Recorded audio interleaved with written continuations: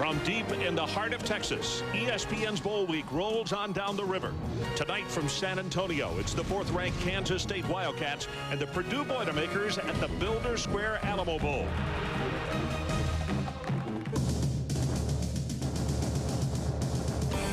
Remember the Alamo. The players and fans of Kansas State certainly will, after they turned in the storybook season of their lives. One final slip-up at just the wrong time left the Wildcats out of the Bowl Championship Series and searching for answers why. The Alamo gladly offered them a place to call their holiday home. Tonight, a dream matchup of quarterbacks. From Kansas State, senior Michael Bishop, the electrifying Heisman Trophy runner-up. And from Purdue, sophomore Drew Brees, the Big Ten Offensive Player of the Year. The Purdue fans may have outshouted the Wildcats at Sunday's pep rally, but the town has been painted purple ever since. The best traveling fans in college football have made themselves at home in San Antonio, as more than 25,000 K-State faithful have come from all points of Kansas to the Builder Square Alamo Bowl. It's the Big 12 versus the Big 10. Kansas State taking on Purdue here at the Alamo Dome. Hi, everybody. Ron Franklin, welcome to San Antonio, Texas. And first of all, let me say from all of us to all of you, we hope that you and your family are having a simply great holiday season. Sit back and relax right now. Another really outstanding college football game here on ESPN. And I think the headline for this one tonight should be intrigue. K-State, well, there's no getting around it. They're still hurting over what happened to them. One play away from making it to Tempe in the national championship game. They lost to Texas A&M in double overtime. All of a sudden, they fell to where the number 4 team in the conference should have gone bowling, yet they have an 11-1 record. So it brings up all kind of questions. Will they be ready to play tonight? What will their frame of mind be? We'll find all of that out, obviously, in the next 3.5 hours. But they can't be napping tonight because they're going up against the most prolific offense in the Big Ten Conference. Purdue, granted, lost 4 football games, but all 4 of those losses came to teams that are going to big bowl games, plus the fact all 4 of those teams finished the season with 5 straight wins each. To me, the key tonight, can Purdue cause enough confusion with the K-State defense? Bill Snyder said it best day before yesterday. He said, wow, I'm glad we don't have just a week to prepare for these people. They're nothing like we've seen in the last 6 years at Kansas State. Mike Godfrey and Adrian Karsten are standing by. It's the Builder Square Alamo Bowl from San Antonio, Purdue, and Kansas State next.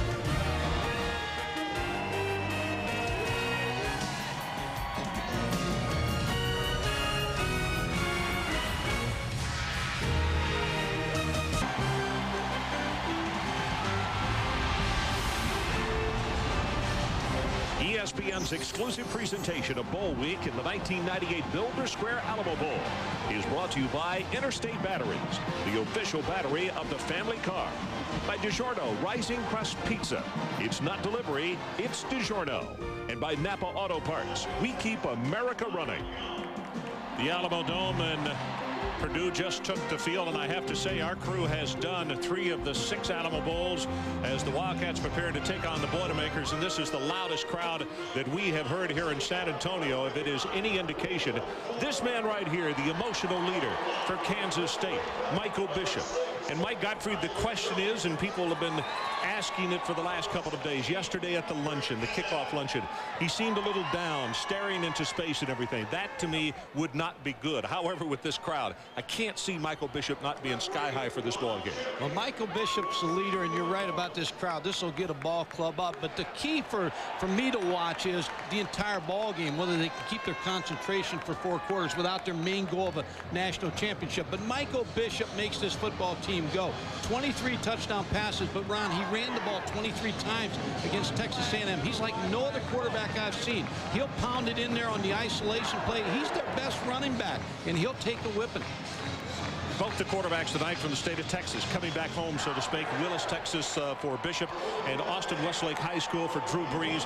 Brees, to me, can present as many or more problems than K-State has had defensively this year, Mike. 36 touchdown passes, Ron. He's a very accurate passer. They have a possession offense. He'll throw the ball deep. He's got a good arm. He'll scramble. Bill Snyder said he'll frustrate you when you try to put the rush on him because he'll take off and gain some yardage. And the problem you were talking about, Ron, is they'll bring in 3 wide receivers, sometimes 4 wide receivers. The best 3 players on defense for Kansas State are their linebackers, but they may be forced to be on the sideline by the formation. So it's going to be a chess match by Mike Stoops and the defensive coordinator and Jim Chaney, the Purdue offensive coordinator, formations and how they defend them. We'll keep up with that, Mike, and I think it will be fun to watch. Joe Tiller, second season at Purdue, coming there from the Western Athletic Conference from Wyoming, has been very, very successful. And this man here, 10 seasons at K-State, the Bear Bryant National Coach of the Year. Bill Snyder, 77 victories, 38 losses, and 1 tie. And interesting in visiting with him 2 days ago, and I posed the question to him, are you at the mental state you would like with your ball club? And he said, I would have to say no. You would always like a little bit more. But he said, I think they'll be ready to play because we give them 48 hours. They had that workout on Sunday, and then they let them get their legs back. Nothing but pictures yesterday. You'll know, Ron, as the game goes along, because if they lack concentration, it'll show up in penalties and mistakes as we go through this ball game. Martin Gramatica, you see his numbers. That's incredible. 96 kickoffs at 51 of those touchbacks. Number 2, this is Clopton and Randall Lane, the 2 deep men for the Purdue Boilermakers. K-State won the toss. They deferred, and this one is underway. Gets by Clopton and goes into the end zone. And so the Boilermakers will scrimmage from their 20-yard line. And let's check in on the sideline with Adrian Karsten. Adrian. Ron, thanks very much. Now, moments ago, you and Mike mentioned Michael Bishop. What I've heard out of this quarterback and his teammates over the past half hour, I can tell you at least the Wildcats look and sound like they're ready to play this game. Now, sometimes the way a team warms up, what they have to say, and then the way they play can be very different things. But I saw the big offensive lineman, Ryan Young, get his group together and say, look, you guys, you take the 3 weeks of frustration and disappointment and anger and let it go. Just let it go. We're in the national spotlight. We have a lot to prove to the college football world. And, Ron, it's that kind of solidarity that has Joe Diller concerned. Well, I think he would have to be. First play from scrimmage, Brees sets up at a shotgun. They fake the run, Brees to throw, and he is low and away. Gabe Cox, the intended receiver. Offensively, this is the way they begin. Brees, and they'll have only 1 running back, Jay Crabtree. They'll have as many as 4 wide receivers, but they started out this way. Randolph at tight end, Jones, Cox, and Randall Lane, the receivers. And the offensive line, it's a good group. Matt Light is the best of the offensive line. Niedrek right there in the middle. Jim Niedrek is the man who will call the defensive sets.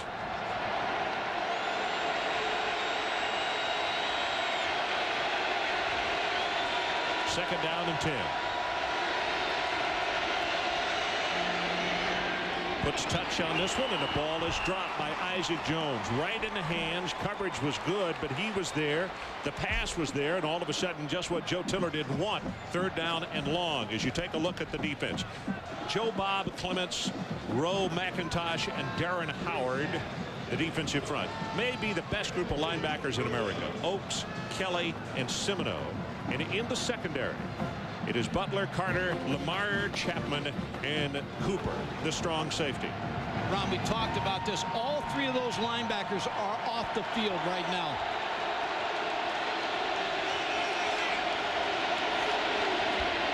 Brees under pressure, gets it away, has it complete, and that is Chris Daniels for the first down. You could see that Brees bought himself extra time with his mobility. Good for 13 yards, and it was Chapman who was coming after him. And that's what Bill Snyder was talking about. He frustrates defensive linemen and secondary. They brought both safeties on a blitz, Proctor and Lamar Chapman, but he bought some time and got the ball out to Chris Daniels. But all 3 of the key linebackers for Kansas State were on the sideline. Crabtree, again, the lone setback as Brees goes under center.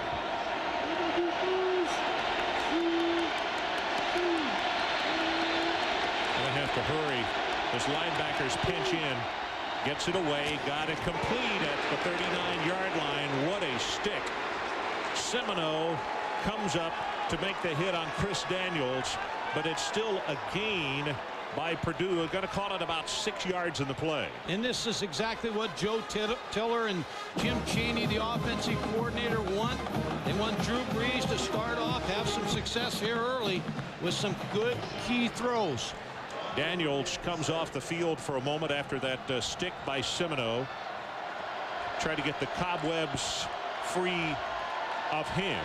2 of 4, 19 yards. Drew Brees. They go with a running play. Not much. There's Crabtree. Spins around, maybe a gain of 1, but I don't believe so, where the linesman has come in. And again, they're going to play with a 3rd down and more than 5 yards to get the first. Yeah, and Drew Brees has had an excellent year. 336 of 516 pass attempts, 36 touchdowns, 3,753 yards in kind of the changing of the guard in the Big Ten Conference. Well, a lot of people told Joe that he couldn't come in there and play this kind of offense. No backs, 4 wide receivers, but they've made it work. And here we go, empty backfield. Just Brees. Steps up, got it incomplete and close to pass interference on Chapman. No flag on the play, and it'll be punting time. And you hear the booing from the Purdue partisans, and I'm not sure that I disagree with them. It looked as though Chapman was over his back as the ball got there.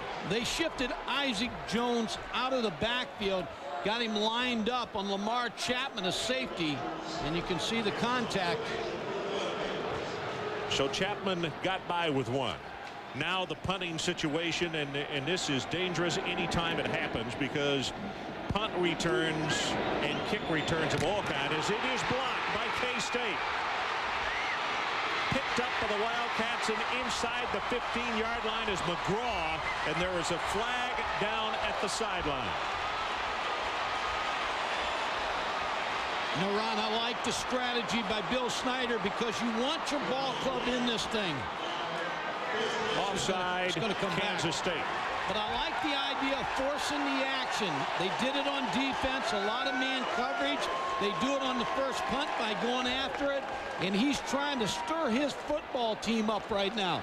Claiborne is a man who came through and got it. Yeah, Chris Claiborne came through and was not touched. Now, you plant that seed in the punter's mind. It doesn't matter if this is coming back. But the point is, the kick returners by Kansas State are as good as anybody in the nation. Now, interestingly enough, Chapman is the man who was back that time, but David Allen is the nation's leader, and he's being punished. He's not returning kicks tonight because of some kind of violation during this week. We're not told what. Ron, the key thing on this is it's a first down for Purdue. The 5-yard penalty, so a mistake by Kansas State. Still like the pressure. They don't like the offsides, but it gives Drew Brees a chance to get back on the field. So Bill Snyder paces the sideline and says, well,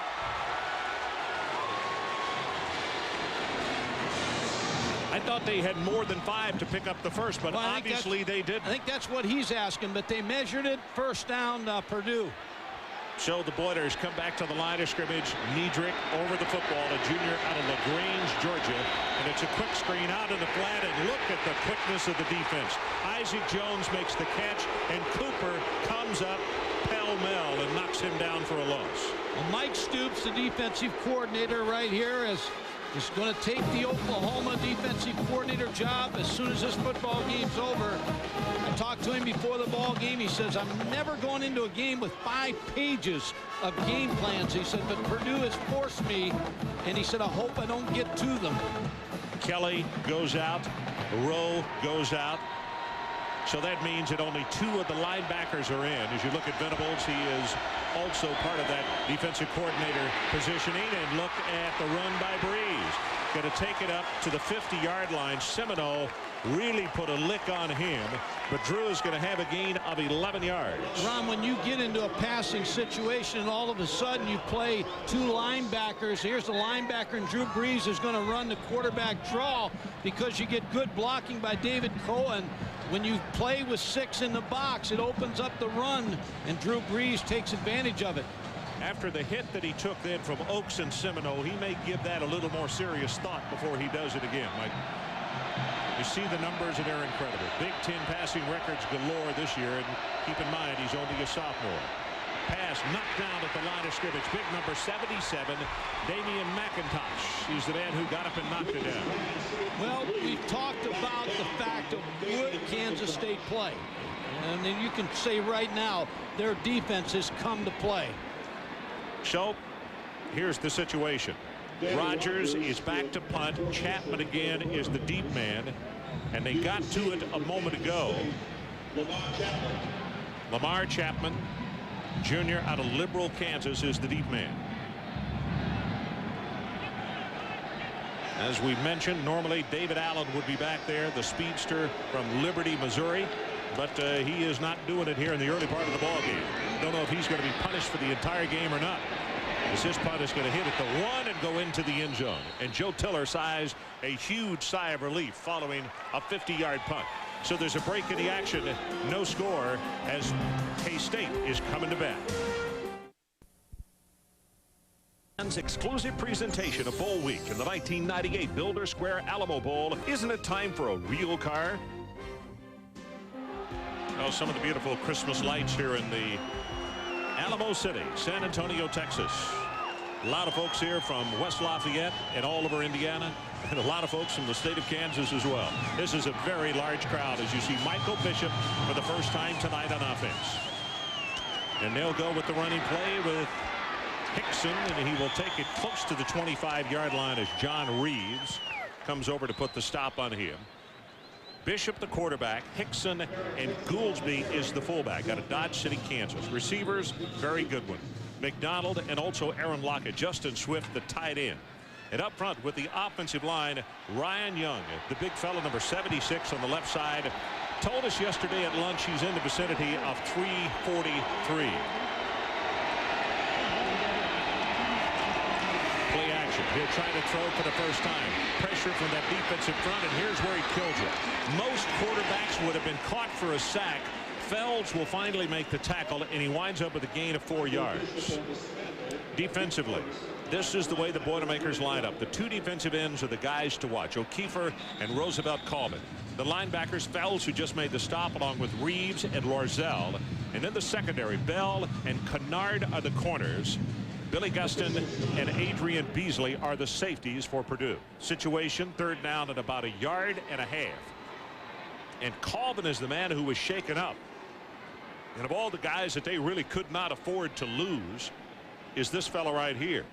So we'll keep an eye on the sideline, see the nature of the injury, and how long he has to stay out, if at all.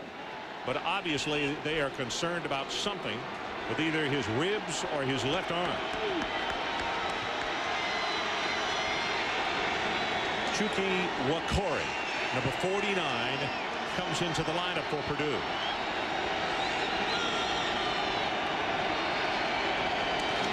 Bishop, quarterback keeper, not going to have it.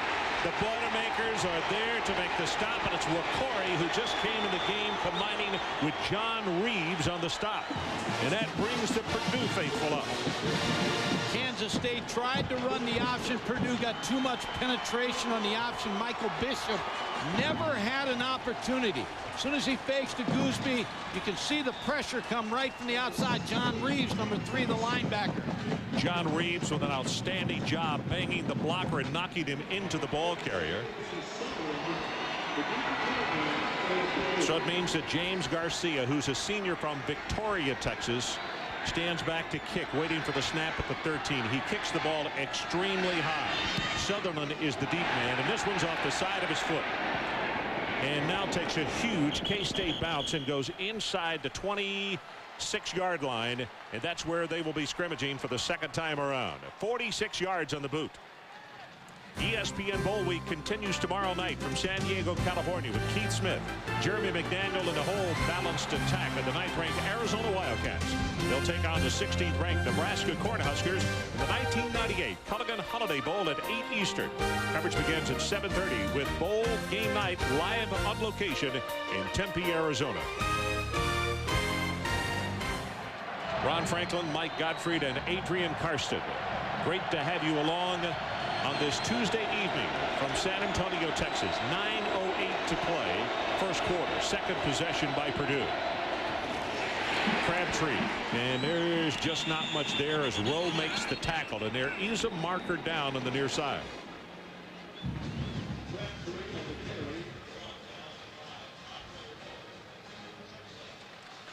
Offside against K-State twice now that the defense is going to give up 5 free ones. A little sign as you see the frustration in Mike Stoops. A little sign again of a lack of concentration.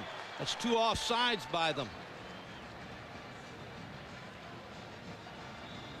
Well, you look at Jeff Kelly, the middle linebacker, who was so outstanding, a senior out of LaGrange. And this goes back to what Mike Gottfried was talking about. He is on the sideline. Now Semino and Oaks, his compatriots, are out there, but they're going without one of their best defensive players because of all the wide receivers and spread formation by Purdue. Brees gets it away and incomplete. And again, there is a marker down, this one at the 31.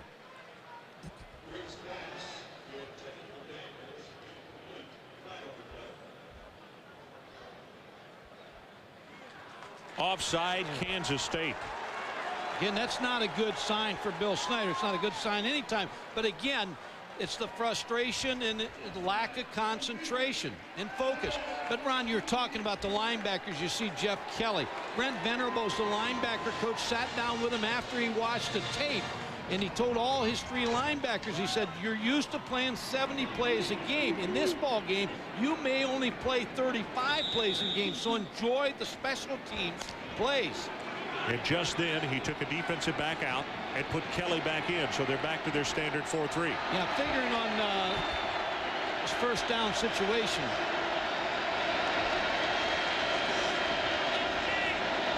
Brees realigns his tight end, Tim Stratton, and pulls him back in from a flex position. And a timeout has been called by Kansas State. So we'll take the break with them. We have 8:36 left to play, opening quarter. Kansas State nothing and Purdue nothing. San Antonio, Texas. It's the Builder Square Alamo Bowl. As we said, a lot of people in purple, but there are also a lot of folks from the Big Ten Conference down here from the state of Indiana to follow the Boilers. Nobody in the backfield. Quick pass, got it across the middle, and that's Jones. He will have it for the Purdue first down. And I believe this is the first time tonight they've been across midfield. Ron, you can see this matchup's going to be all night. Isaac Jones, who they'll shift out of the backfield, and they get him against the safety, Lamar Chapman. Now that's the matchup that Purdue looks like they've struck on early in this ball game. We talked about the linebackers. The reason the linebackers can't play in this game is because Purdue's empty sets, which means a lot of wide receivers, and you get mismatches with linebackers. Now they got a Lamar Chapman, Isaac Jones matchup that they like. So that means also, as you see the 4 wide receivers, 2 safeties out covering as quarterbacks normally would. Oh, little stop and go, and the move was nice, and Brees was off in the throw to Chris Daniels. By the way, the officials tonight are from the Atlantic Coast Conference. Ron Cherry is the referee.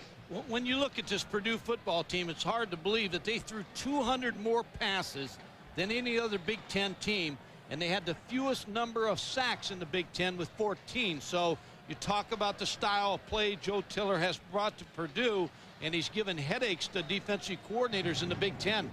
I had to laugh at Joe in our meeting yesterday, but I said, how surprised were you? He said, we were shocked. So we watched the game and we thought we would play A&M or maybe Texas or Missouri, but not K-State. Quick throw out in the flat, and they get the quick screen, and this is Jones, and he will take it inside the 45 to the 43. Travis Oaks comes over to make the tackle, and Cooper, with the headgear off, is joined with Jones and some other Purdue players. Cooper's a very good football player. Let me tell you something, watching him in practice, he's very active. Here's the little bubble screen. Oh, it's almost like a toss sweep outside. Randall Lane gets a block. Isaac Jones picks up pretty good yardage, but it's like a running play, very safe. Third down. The line to make is just inside the 39-yard line of Kansas State. They are 1 of 3 on third down conversions tonight, and the ball was never snapped on time as we had receivers cutting upfield. Matt Light came out of his stance, and you have to wonder if maybe Niedrich did in fact have the proper count.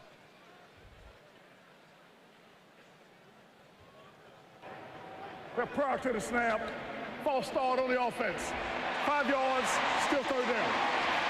Well, a worry you have if you're a passing team, when you have a long layoff, sometimes it takes a little bit longer when you throw the football.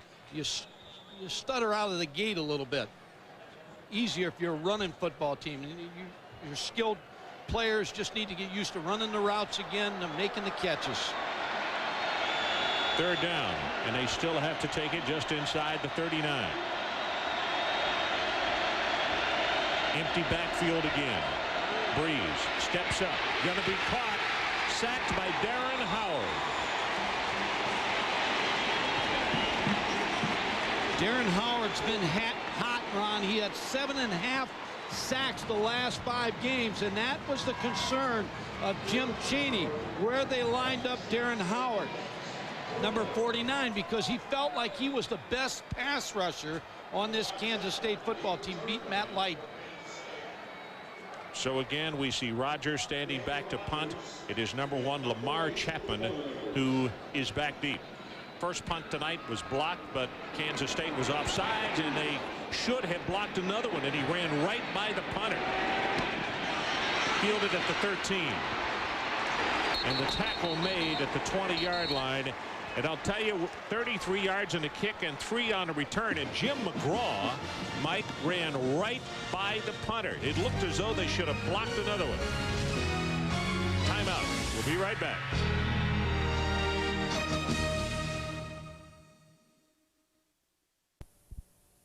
And very quickly, we'll show you John McGraw. Mike, it looked as though I had this thing blocked. It came free again.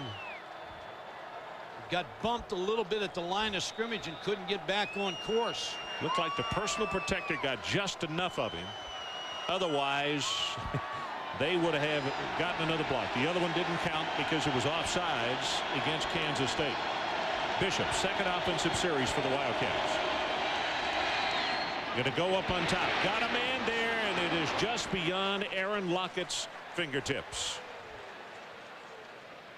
Ron, what Michael Bishop's going to watch tonight is whether or not Purdue plays with 1 safety or 2 safeties. If they play with 1 safety, then he's going to check off most of the time to the throwing game. If they play with 2 safeties, that means they only have 6 players in the box. He'll check off to a running game. So when he comes to the line of scrimmage, he's looking for the safeties of Purdue.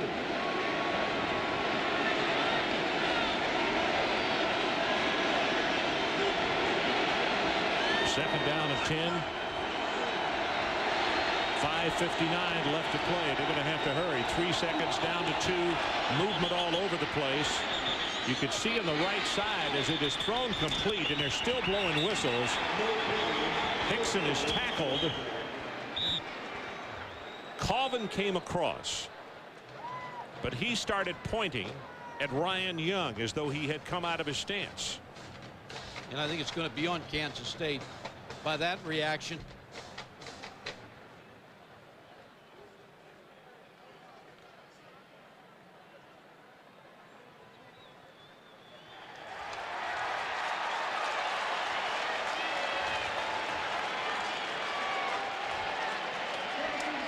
So as Coach Gottfried mentioned just a moment ago, a situation where both of these teams just a little bit ragged coming out of the gates.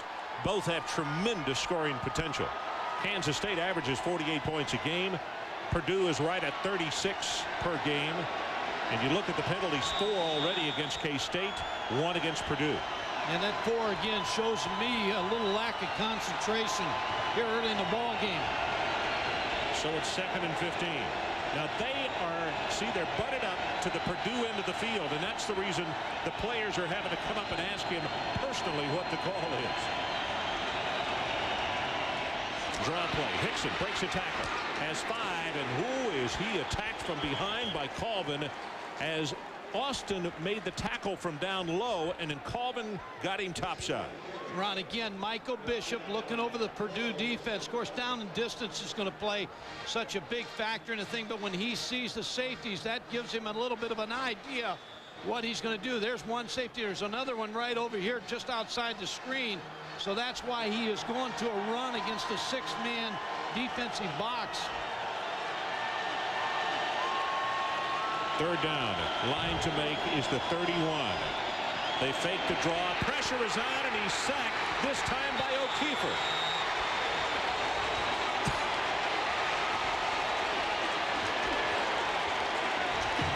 And something that K-State has not had to contend with that much this year. Well, they have a concern because both these defensive ends, Colvin and Cheeky O'Keefer, are very quick. O'Keefer was an outside linebacker. They moved him in summer camp to defensive end. He sat out last season.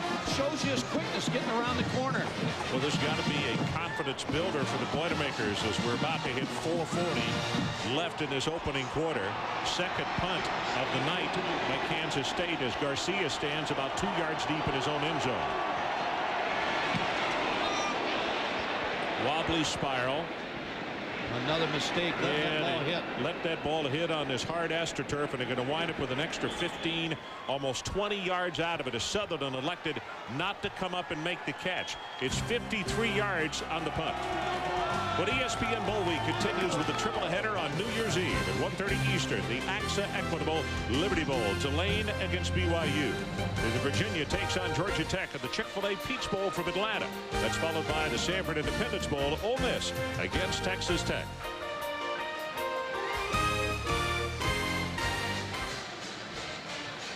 Jeff Kelly, the senior out of LaGrange by way of Garden City Community College. That's LaGrange, Texas.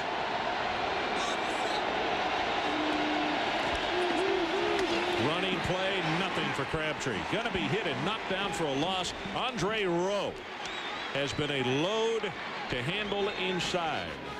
Ron, you go back to Sutherland's inability to catch that punt, and what you do is you watch tape and you see the punter that you're going to play against, and you step back the amount of yards that he averages. Then you watch him in pregame, same thing. But what's happened is Garcia's not hit the ball well. No, he hasn't. And he's shorted it, and it's hit the turf, and he's really gained 15 extra yards with a bounce. So they may move Sutherland up a little bit.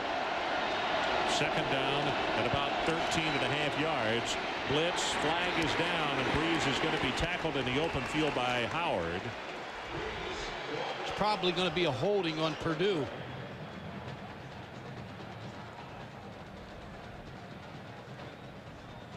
I think it's on David Cohen. And I think what Kansas State did is move Chapman up. Safety, and brought him, and David Cohen, a big tackle, grabbed a hold of him. You know, the difficult thing for Cohen, he has had an injury for the last month to a knee. He's not been able to work out quite as much as everybody else. Joe said he's a great student, electrical engineering student, works extremely hard. But Cohen is one who has been held back a little bit because of an injury, and they worried about his ability to handle the inside quickness of the Wildcats tonight. Well, their concern also is if Kansas State moves Darren Howard head up on him, because they felt that would be a true mismatch for Kansas State. They declined a penalty because it's 3rd down and still about 14 yards to pick up the first. They need to take it all the way out to the 45. Another flag is down. Brees lets it go long, and it is incomplete. Almost intercepted at the 31-yard line. Cooper was there and McGraw, but as we mentioned, a flag down back at the line of scrimmage.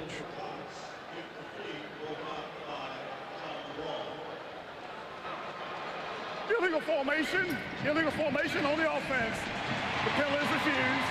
Again, Ron, when you have that layoff, some of the wide receivers don't line up in the right way to get enough people on the line of scrimmage, and it'll hurt a passing team sometimes. You see both the receivers talking out here. Well, listen to the crowd, and the reason they're getting into it is because their man, number 32, David Allen, who leads the nation in punt returns, has replaced Chapman, so undoubtedly his mini suspension is over. Look at those numbers. See, Purdue got great field position here, but the mistake that Mike Godfrey pointed out, not fielding the punt in the air, cost him an extra 20, a penalty, and a tackle behind the line of scrimmage, and now K-State is in a position to get something going. And Allen is bouncing around, and that's a scary thing if you're the visiting coach looking at him bouncing. Well, they've got the return on a very high, good coverage kick. Allen, he'll return it for the 23. And here he goes. 35, 40. You see why he leads the nation. They're going to wind up with a gain of only 13 yards because he wound up where the first down mark should have been. 41 on the kick, 26 on the return. And his mini suspension is over, but you could just see him out there. He was just bouncing around. He was just waiting to get his hands on this football.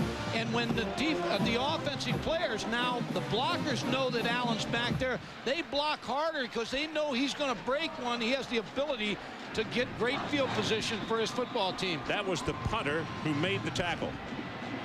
So Bishop with the best start for Kansas State. The ball just outside the 45 of Purdue.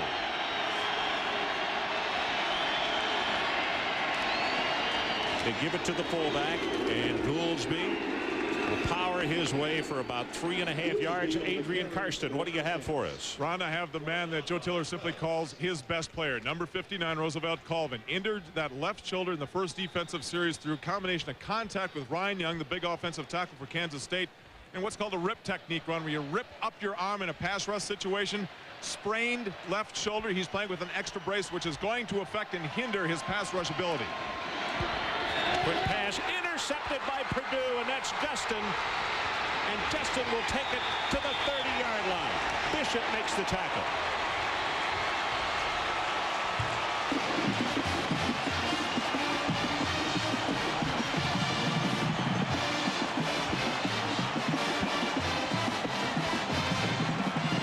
Michael Bishop's only thrown 4 interceptions this year, Ron. You didn't see Billy Gustin, number 5, who's got 2 interceptions this year. He's going to break on the ball right in front of the out and make this interception. And Michael Bishop's becomes a defensive back to make this tackle. Well, that is great anticipation on the part of Gustin, who just moved right in front. He read him all the way. It looked as though he's watched a lot of video of Michael Bishop. He read the eyes, he read the route, and he broke on it. And give Purdue's coaches, defensive coaches, credit. And now a timeout has been called by Kansas State, the second time that they've used one this quarter, with 2:13 remaining, so we'll take it with them. We still have no score, but Purdue is threatening following the interception. I don't need to tell you, with 2:13 left to play in the first quarter, in a game that everybody thought would be very high scoring, Purdue's not only held their own, but the Boilers are kind of sitting in the catbird seat right now as far as momentum. See if they can take advantage of it.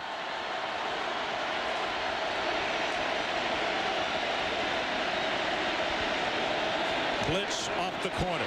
Pass right back in that direction, threw it short, and Lane has to go to the AstroTurf to make the catch. Well, concerned both are Bill Snyder, the head coach, and Bobby Stoops. You can see the intensity up in the booth. But what's happened, Ron, is when you take 2 timeouts, you see Mike Stoops, 2 timeouts in the first quarter, 4 penalties, 2 of them being offsides.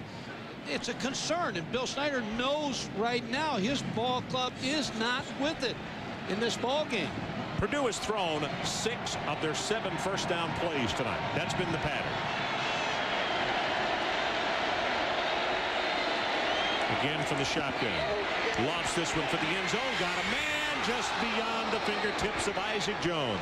And boy, Brees is looking up at the ceiling right now thinking, count 6, because I just missed one. Well, Bishop, sorry. I was going to say, I talked to Jim Chaney, the offensive coordinator, and you see no backs for Purdue. And he said when we went through all 12 tapes of Kansas State, we only seen 10 or 8 or 10 plays where anybody ran no backs against Kansas State. So we're not sure what they're going to do against us.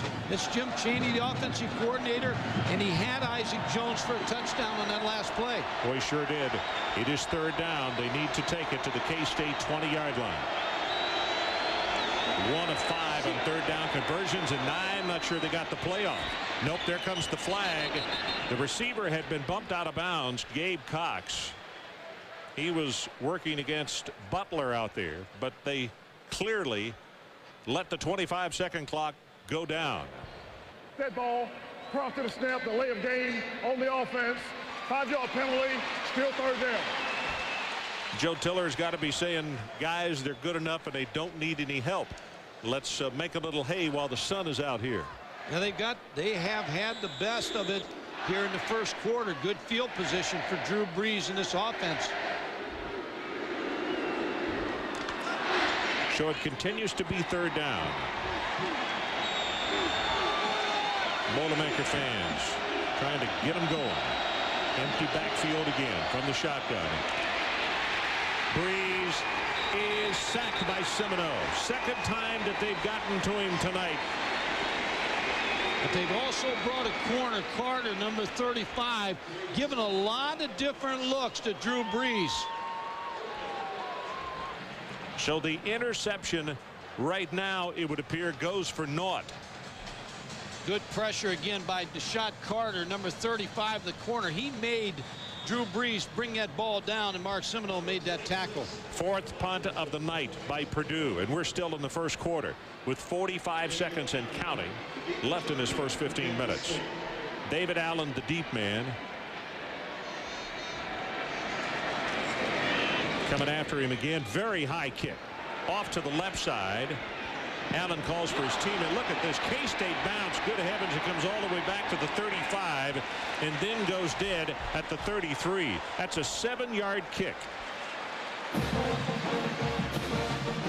Well, you made the statement that they don't need to help Kansas State. And Joe Tiller trying to pooch kick right there, just hit the AstroTurf wrong. Well, they kicked it very high. And on the artificial surface, the only bad thing is the point came down with the tail pointing the wrong direction. 7 yards is the net. Option play back into the open side of the field. Hickson gets a block. 45, and he's out to the 47-yard line. And that is far and away the longest running play by either team, particularly by K-State tonight. Ron, anytime you run an option, a speed option down the line of scrimmage, your fullback better block on the outside. Watch number 30 here, Brian Goolsby, with a nice block. He's going to make the block right here on the linebacker. And that just allows Eric Hickson to break that seam and pick up a good yardage and a 1st down. You know, it didn't look like a lot, but number 80, Darnell McDonald, had his guy occupied as well, which allowed another 5 yards in the play. 1st down, Wildcats. Off the shotgun. Here's Murphy. Loses the football. It is picked up by Purdue. Reeves, and Reeves will take it back inside the 35-yard line. Willie Fells with a nice hit. Linebacker on Frank Murphy. And again, Ron, 2 timeouts in the first quarter, an interception, 4 penalties, and now a fumble. Again, I don't think you're seeing a Kansas State team that's focused like they have been all year. And Purdue needs to take advantage of these opportunities. I started to say, you're only going to get so many easy at-bats or easier against this team. Here comes Murphy. A good hit by the linebacker, Willie Fells. It's another look. Willie Fells, number 40. Came across it. Knocked it loose. Crabtree this time in the backfield with Drew Brees. They snap it from the 33. Drew steps up, knocked down at the line of scrimmage twice. McIntosh has knocked the ball down before the pass could be completed. And it'll be a 2nd down and 10. 6 ticks left in this opening quarter. Well, it's been a first quarter, and as I said before, you look at this situation: 4 penalties, 2 burned timeouts, and 2 turnovers, and you can talk about it all you want. Their goal for Kansas State was to be in the Fiesta Bowl, to win the national championship. They lost that. They come to the Alamo Bowl. You can talk all you want to. Coaches can try to get you to go, and the fans are trying their best, but it looks like a ball club that is not focusing. Brees off the mark on that one, and maybe for good reason, because there was good coverage on Cox to the outside. Bill Snyder, when we talked to him day before yesterday, said, you know, hey, it's as much up to the coaches, if not more so, than it is up to the players as far as being positive and letting them know that we can't let our disappointment show through. No, he said that's easy to happen as well. Yeah, and he said the fans need massaging because they all expected to go to the Fiesta Bowl. But compound the problems Bill Snyder had with the loss. He's losing 2 coaches, and maybe 3 and maybe 4. Drew Brees started off 4 of 8. He is now 2 of his last 7. That's Cox in motion. Coming back to the lower part of your screen. Quarterback draw. 5, 10. Boy, does he take a shot from Cooper. And also 42 Semino comes up to make the hit on him. And let's see, he will have the first down. That is the end of the first quarter. So let's take a break. Kansas State nothing. Purdue nothing. And the Boilers are threatening. We'll be right back. And if somebody had told us this was going to be a defensive struggle, we probably would have argued with them, like Godfrey. Yeah, they had all the makings, and still does, of some points being put on this board. Stats after first quarter, and when you look at Purdue, only 39 passing yards, and Kansas State, nothing in the air. The 2 turnovers big. How about this? Time of possession, 4:57 K-State, 10:03 for the Boilermakers. Wow. Brees blitz coming right up the middle. They roll the pocket. Can he get it away? Yes, got a man open. His tight end at Stratton. And he steps out of bounds at the 10-yard line. It'll be 1st and goal, Purdue. Semino was really coming all after him. Ron, here's what opens the passing game, because Kansas State is stopping the passing game. They only have 5 people. When you look at 1 linebacker and 4 to the empty set. Drew Brees takes advantage of that because he runs the draw for a big first down. Now that'll help open the passing game. Even though Drew Brees has taken a lick on that, that is a big play for them. 1st and goal. Again, empty backfield, nobody behind Brees. He takes it from under center, drills it, and it should have been caught. And that's 2 passes tonight that Jones has had hit him right in the hands, and he dropped. Now Mike Stoops has told his defensive players they're going to get yards. But when they get inside the 20-yard line, we've got to play great red zone defense here. Isaac Jones, number 6, getting away from the defender. Looks like Milton Proctor just couldn't hold on to the football. A little bit slow to react. He only came up with 1 hand. Ron, here's another offside penalty against Kansas State. So that's going to benefit Purdue again as the ball's moved to the 5-yard line. So 1st down and goal now from 5 yards away. 6 of 17 for Brees. Now when can you think of 3 offside penalties in a quarter and about 8 seconds?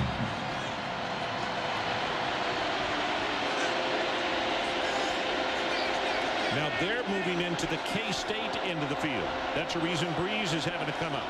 Blitz right up the middle. Looking, delivers, touchdown, and he's got Chris Daniels.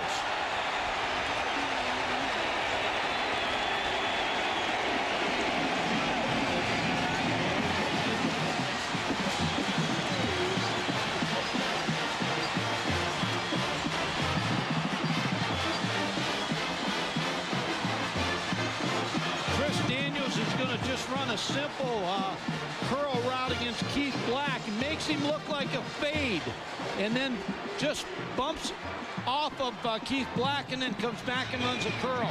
Extra point attempt. That's Travis Dorich, and he knocks it home. As on the sideline, Keith Black talks with his head coach.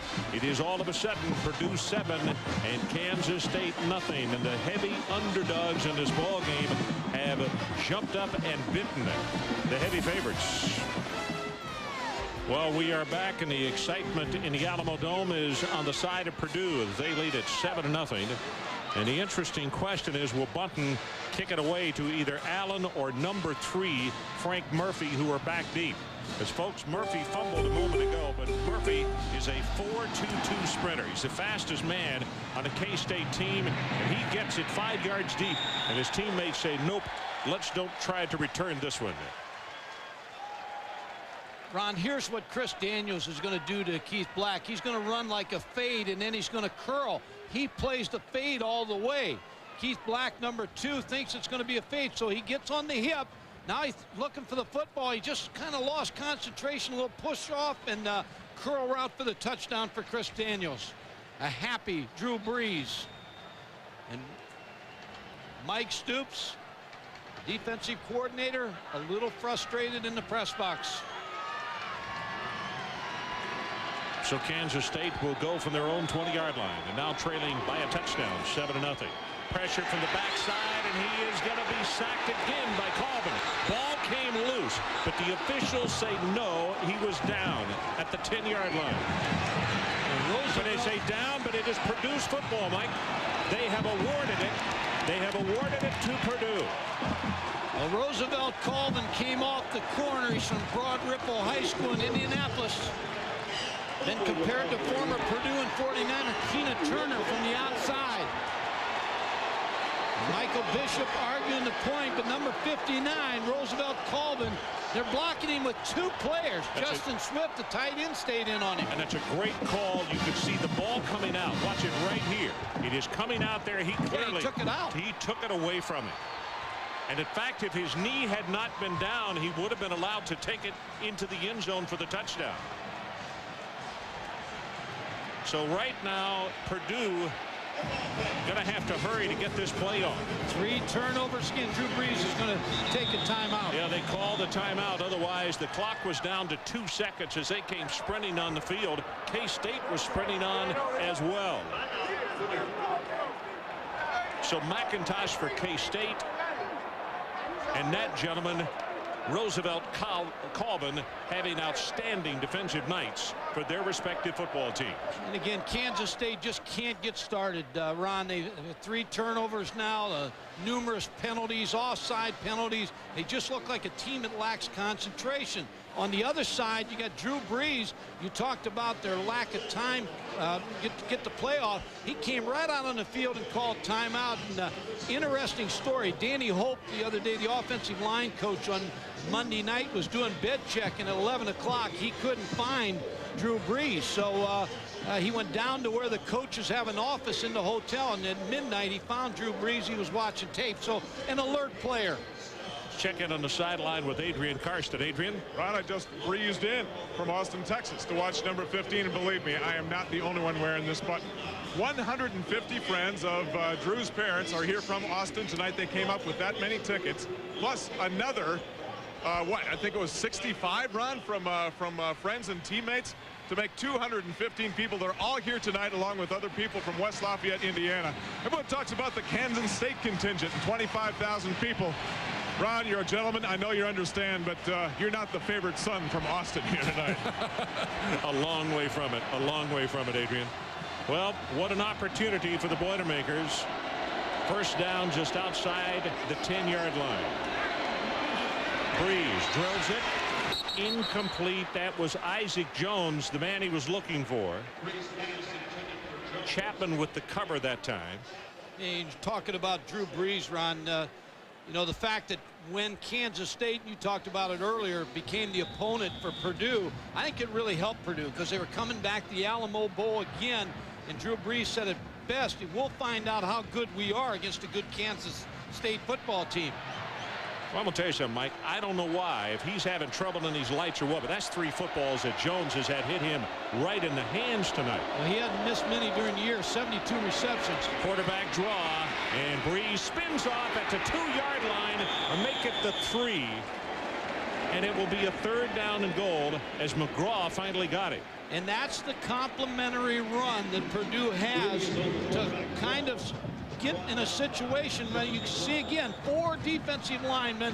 Here's a safety. So the middle is wide open for Drew Brees when he has no backs in the backfield. And you can see how it opens. He picks up 5, 6, 7 yards until the tackle was finally made by John McGraw.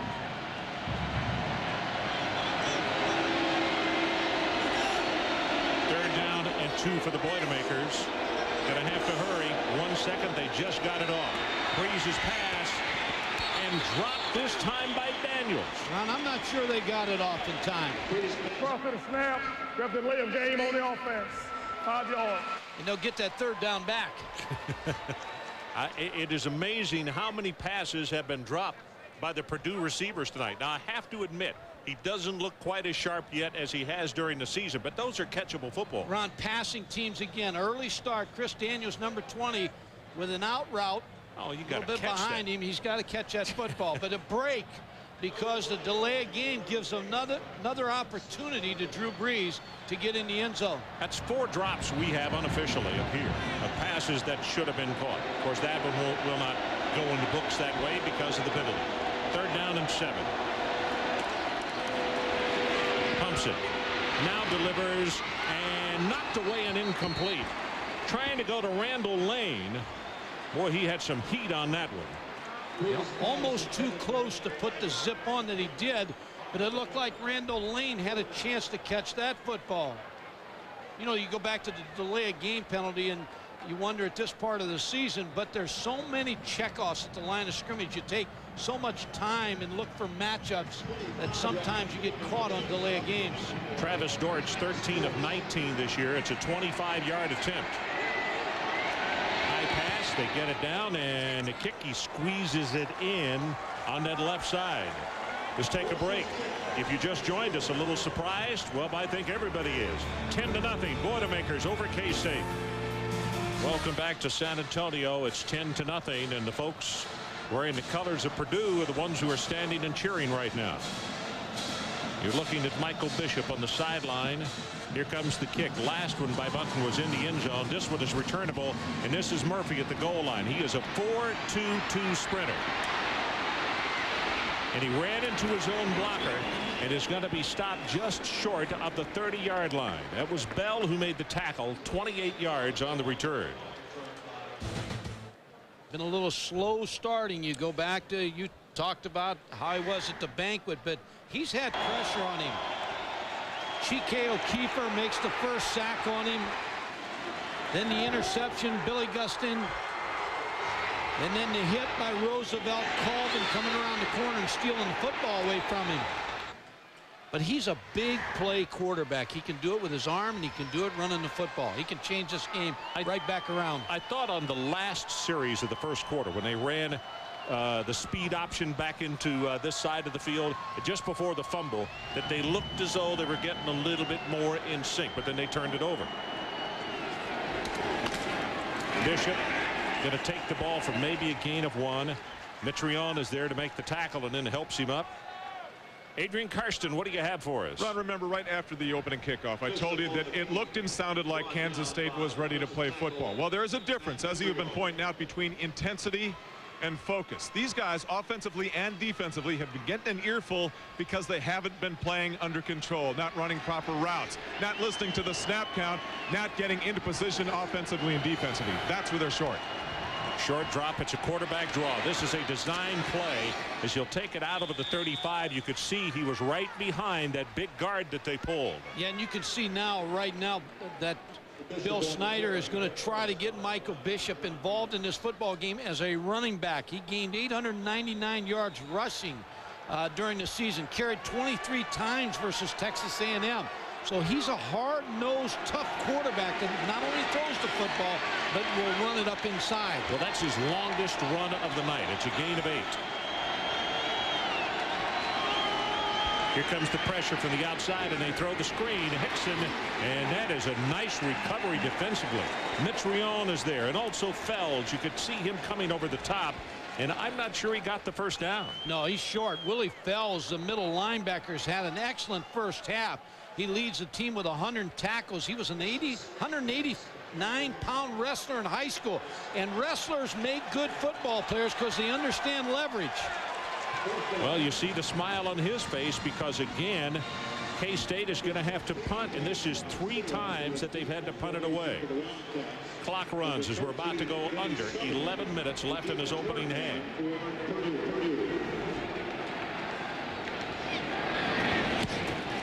Again, the ball is not long, but this one is fielded and the tackle made immediately on Sutherland. But that one he didn't let hit the turf and bounce, and as a result, it's only 37 yards. And again, good coverage on this punt by Kansas State. And you know what the Kansas State coaches are all thinking about right now, somebody has to turn the tide. Maybe somebody on defense, get a turnover, big play, big hit, offensively a big play, and then you're just one play away from getting back in this ball game. Conley got downfield to make the tackle on special teams. Well, look at his field position average. This is one of the worst for Purdue. They stretch it. Chapman tries to bounce it outside, and that's the longest gainer by the running back tonight, as Crabtree will take it out close to the 35-yard line. You look at this Purdue football team, it's a young offensive football team. They only have 1 senior starter, so next year ought to be a big year for this Purdue offensive unit. But that entire offensive line, Mike, actually only one of the reserves. Wheel is a senior. Everybody else an underclassman. From a shotgun. Gets it away and right through the hands of Gabe Cox. Travis Oakes, the middle linebacker, number 50, with pressure on Drew Brees. Didn't give him a chance to get this football. Had to get it away very quickly. But again, it looked like a football that was catchable. Like it went right through his hands. You know, the other thing, when you watch Purdue run offensive line wise, they do a lot of cut blocking at the line of scrimmage. The defensive linemen get chopped around their knees, and they don't like that. And by about the 3rd or 4th quarter, you don't get much of a pass rush because guys are worrying about their knees for the beach. They get a little frustrated. You're right. Brees steps up, buys some time, and just throws that one into the turf. There was very good coverage by Carter on Randall Lane. And I want to go back to what you said. You know, one guy that could change this game around quick is Alamo. And he's got the crowd again. He comes in with a bounce. I like those. I like his style. Holding his hands up saying, cheer for me because I'm good. I lead the nation, and let me show you how. I like his style. 4 punts in the first quarter. That's an Alamo Bowl record by Purdue. See if they come after him. They've been getting folks free in the middle, K-State. And the ball goes through his hands. Good heavens, what else can happen? Picked up by K-State and dropped. They battled for it at the 1 and recovered. Nope, still not recovered. At the 1-foot line. That may be the play that wakes up Kansas State.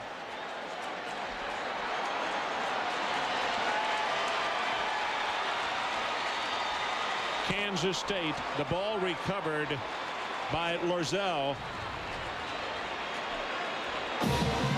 High snap, went through right through the hands. And Kansas State bouncing the ball around, trying to, you always tell your players, just trying to scoop it in the end zone. But it is K-State's football, and they are about 18 inches away.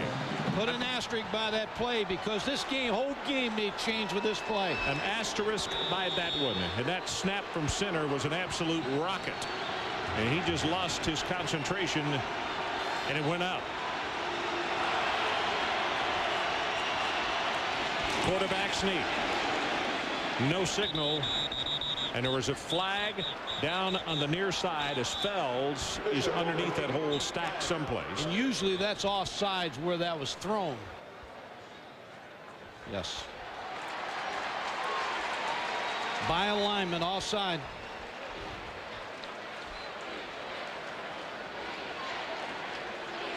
Right over the nose, right over the center. I think Nugent, 82, is the man who jumped in there. So now they moved it to about 9 inches away. Allen in the backfield along with Gouldsby.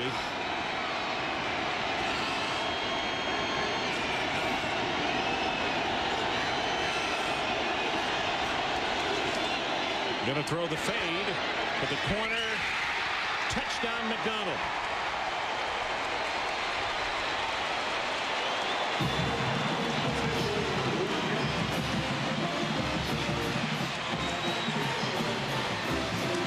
Well, the punting game has been close to disastrous for Purdue all night, and finally it crumbled on them and cost them the first score of the night. It really did, and Darnell McDonald used his 6'3" frame on this fade route and caught the touchdown pass. He had 75 receptions during the year for 9 touchdowns. Add another one. Martin Gramatica to attempt the extra point. And he got it. 9:49 left until halftime. So let's take a break. Our new score: Purdue 10, Kansas State 7. We'll be right back. Now the K-State fans are now aroused, and they have good reason to be. They're on the scoreboard with an interesting call with first down and inches at the goal line, Mike. Yeah, they go to split backs and throw the fade and get their 6'3" receiver on Henry Bell, 5'11" corner. Felt almost like feeling they'd take the easy way. How about these numbers? In 20 minutes and 11 seconds of football, there have been 14 offensive possessions in this ballgame. That's a lot of start and stammers. Yeah. Start and stops. Start and stammer and stop. Clopton. He's free. Clopton is finally going to be tackled at the 49-yard line by Butler.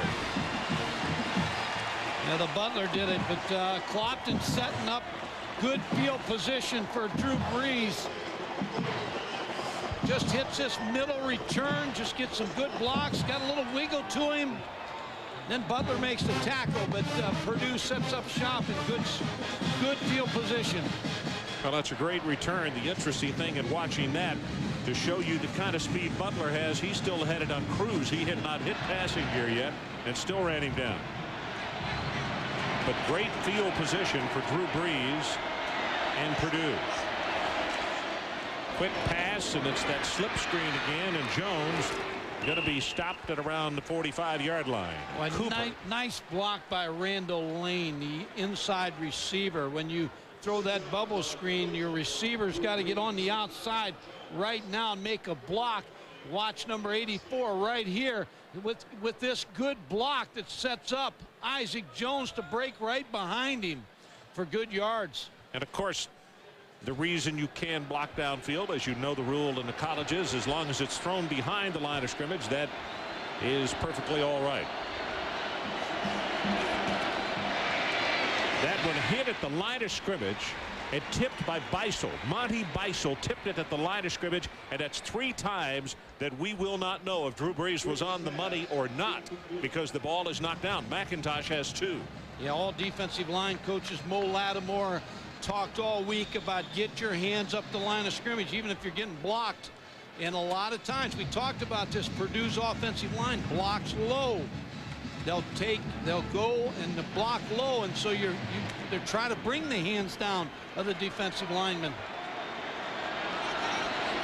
9 of 23, 62 yards and a touchdown for Drew Brees.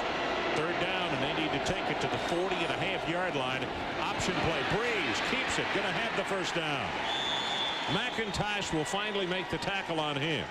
Well, the reason the running game, and there's a flag down, but the reason the running game's working so well is Kansas State's forced to take some of their linebackers out against these sets of Purdue's.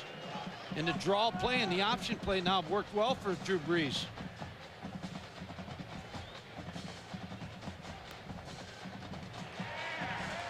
I think too many men on the field for Kansas State. Yep, sure was.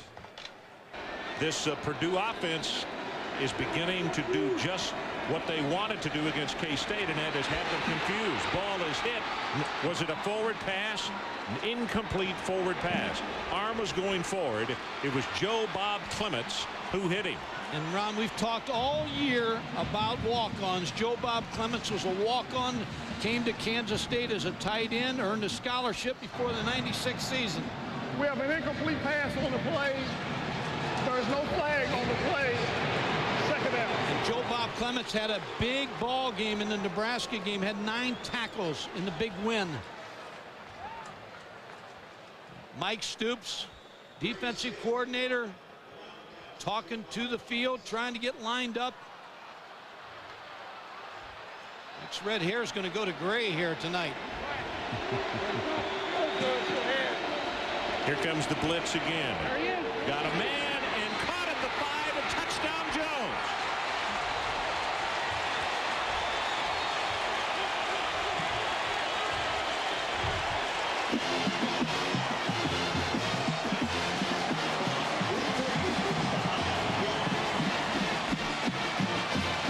And I think you got to say hats off to Light, Cohen, Niedrich, Jacoby, and Gorin, the offensive line, because they gave him time to put up a touch pass. You know, Isaac Jones has caught 5 touchdowns and make it 6. He played quarterback in high school. He understands the passing game. Dorsch with the extra point. And I think that is a huge answer by Purdue to come right back after they had handed a gift off the special teams to K-State. Yeah, they handed a gift. But remember their special teams play. They got out to the 50-yard line. But here's just a loft pass against Carter, the defensive back. Isaac Jones with a touchdown. But Ron, again, go back to the kickoff return that set Purdue in great field position. That was a little bit of an answer by Chris Clopton. Jones now 5 receptions, 55 yards, and the 30-yard touchdown. And Ron, he's a co-captain, and co-captains come up big. You're expected to come up big, and Isaac Jones has done that in this ball game. He's the senior starter on the offense. Button with the kick. It's returnable, kicks it to the right side, and this is going to be David Allen. Ooh, you could hear the contact up here as he is belted down around the 22-yard line. Willie Burroughs, a senior out of Punta Gorda, Florida, is there to make the tackle for the Purdue Boilermakers. Now it's Michael Bishop's turn again, Ron. He stood up before the team before the Nebraska game, and he said it's time for us to do it. And he is in that same situation right now with his ball club. There's Ron Hudson right here, co-coordinators, Mark Mangino, the assistant head coach. Bishop deep in the pocket. Flag comes down. It is tipped and incomplete, and that's going to be offensive holding. And I'll tell you what, Colvin is just giving them fits. Yeah, they are really having trouble handling him, and that time looks like the big fella's going to be called. But you remember what Brock Spack, the defensive coordinator, told us. Holding on the offense. Half the distance, still first down. He said everybody likes to use the term, but he said Roosevelt Colvins is big time. He can play on the next level easily. Well, there's no doubt, and here's you're going to see that they have so much respect for him. They keep the tight end in and the tackle, number 76, Ryan Young, but he can't get to Colvin. Hard to tell. That could be a share on the hold. Yeah, both did. Bishop rolls the pocket. Way too high and almost intercepted. The closest person to it was Beasley. Lockett, the intended receiver.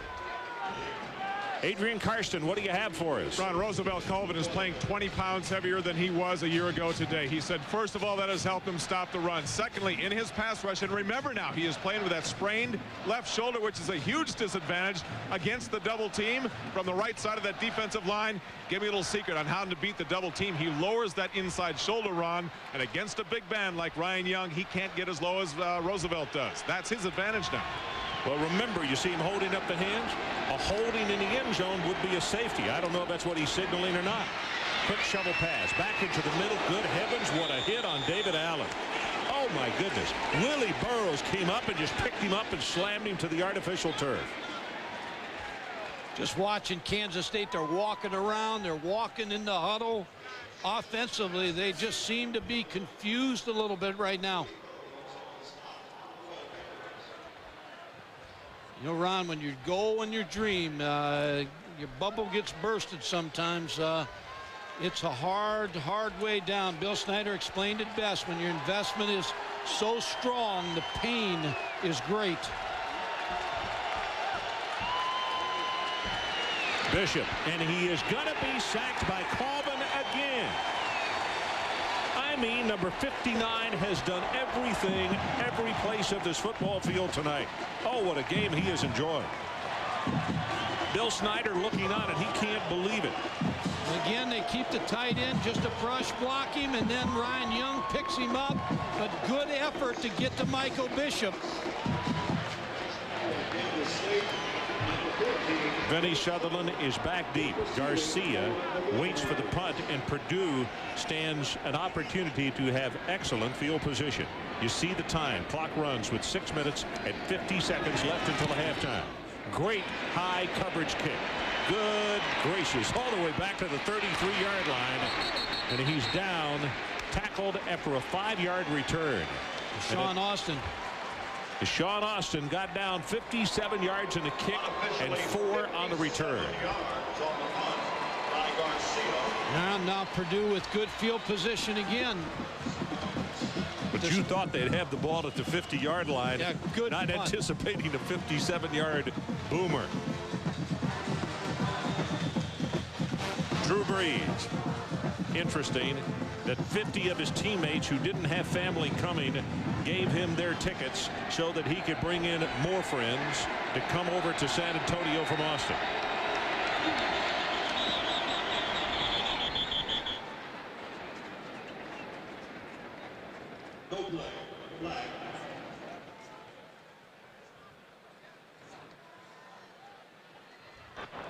Dead ball, prior to the snap, false start on the offense, 5 yards, and we still have first down. Well, Ron Cherry's been a busy guy tonight.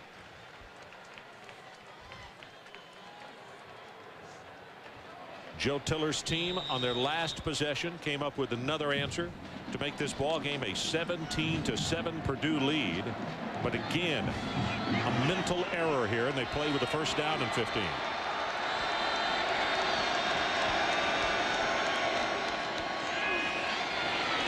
Got it in. It is intercepted by Cooper on a ball that should have been caught, and it goes right through the arms of the receiver, 84 Randall Lane. Ron, you got to like this Cooper. Gerard Cooper, I was really impressed with him watching practice. He's all over the field, makes a great interception here. Randall Lane should have had this ball. Ball's thrown right on the money. Now the ball deflected a little bit out of his hand. Cooper picks it off, and as Ginch puts his defense in a good position, now the offense got to come in and get this ball in the end zone for K-State.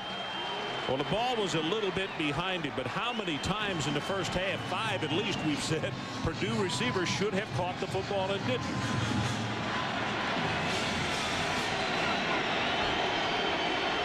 Allen, the tailback. He gets the pitch off the option, and Purdue covers it nicely. He still breaks a tackle, and he's still free. Finally, John Reeves knocks him out of bounds, and that is the play of the night so far. Well, David Allen said, you know, when he's returning punts, I'll make something happen. Now they put him in a tailback, and you're talking about a great run right here by number 32, the sophomore, 5'9". He gets hit. That's Gustin who hits his balance, gets hit again, and shows you his lower body strength. John Reeves finally knocks him out of bounds. 17 yards. The ball just outside the 20 of Purdue. 6:20 left until halftime.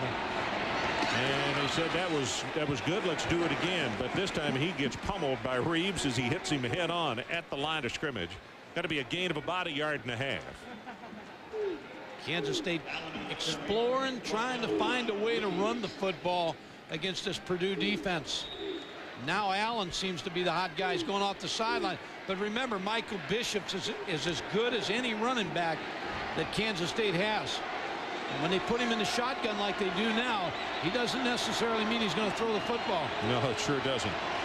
Well, he got the snap as he was coming up to take the ball from under center. Ron, again, a lack of concentration, because Michael Bishop, he's talking to Randall Cummins right now. He's saying, I was coming back up. I was going to go up under center, and you snap the ball. See, he's going to take the snap under center. But they are so lucky to still have the football. Oh, very fortunate. Randall Cummins just, again, you think of the focus of this ball club. So it is third down, and they need to take it inside the 11-yard line. Just a mirage of mistakes.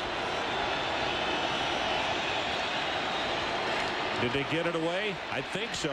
Swings the pass, almost intercepted, and Bell was thinking 6 points, and I'm telling you, there would have been nobody unless Bill Snyder had come on the field to tackle him. Oh, my goodness. Henry Bell was all over that pass, trying to get the ball to Aaron Lockett, the freshman. So this means that Gramatica will come on and attempt a field goal of in the vicinity of 37 yards. Here's Aaron Lockett, the freshman, and Henry Bell, number 27, almost had 7 points. Oh, boy. 54 of 70 field goals in his career. Ball is down, and the ball is blocked. Roosevelt Colvin. Colvin has, right now, if you take the voting, Mike, no one else is close. He's your player of the game. He uses amazing strength here. He broke inside. It looked like a tackle and just was able to get his hand on the football. He dipped his shoulder and made a move and blocked his field goal. That's a Purdue record, 4 blocks. I mean, Colvin is playing like a man among boys in this first half as we have 4:54 left until intermission. Maybe he wants to play for the Denver Broncos because he gave the salute there.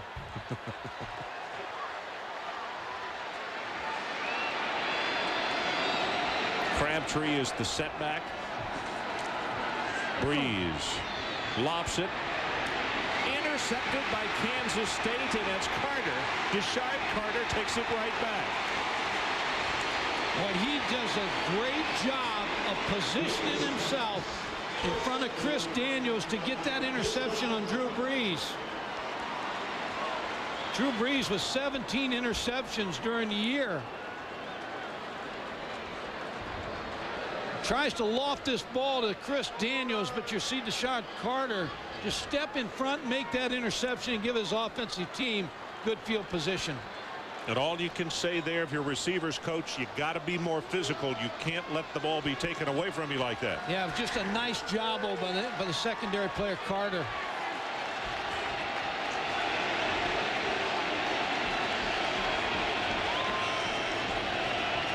From the 46, Bishop drills it. Complete. McDonald, did he make the catch? Waiting for an official to say something. There's no official around. Now they're saying incomplete. That took as long as the impeachment hearings. And this same result, nothing. Just, oh, I tell you what, it looked like Darnell McDonald caught that football. Well, Corey came in and really put a lick. Oh, he had that football. Really put a lick on Bishop as the ball was delivered. And so it's 2nd down and 10. And the people in purple don't like that call.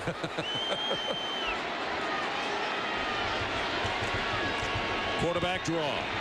Tries to get it outside. And finally is going to be stopped at around the 50-yard line. Well, Corey again. I guess Corey was a starter at defensive end. Had a knee injury, then an ankle.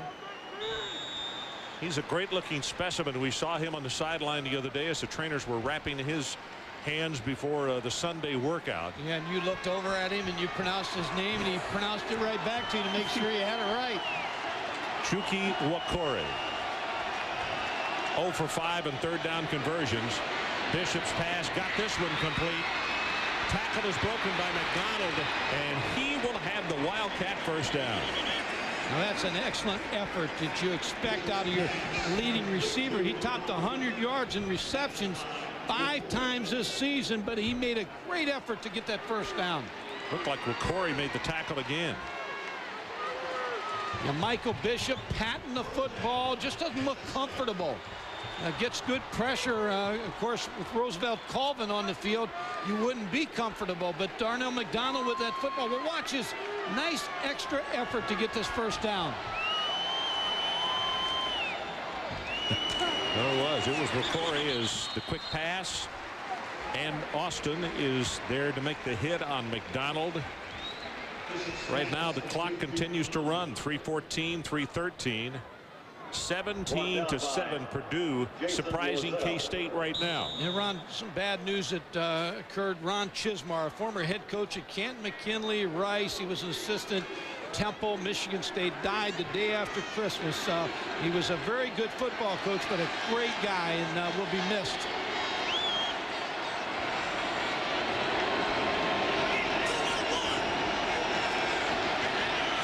Three seconds, down to 2 on the play clock. Gets it away. Puts up the fade route, and it is caught out of bounds by Burnett. Nice job by the cornerback as he just kept riding him and helped him get out of bounds. That was Deshaun Austin, I believe, who was out there with him. Yeah, and Deshaun Austin started the first 7 games and broke his clavicle against Penn State. Just started practicing for this bowl game, so they felt very fortunate to have him back working against Everett Burnett.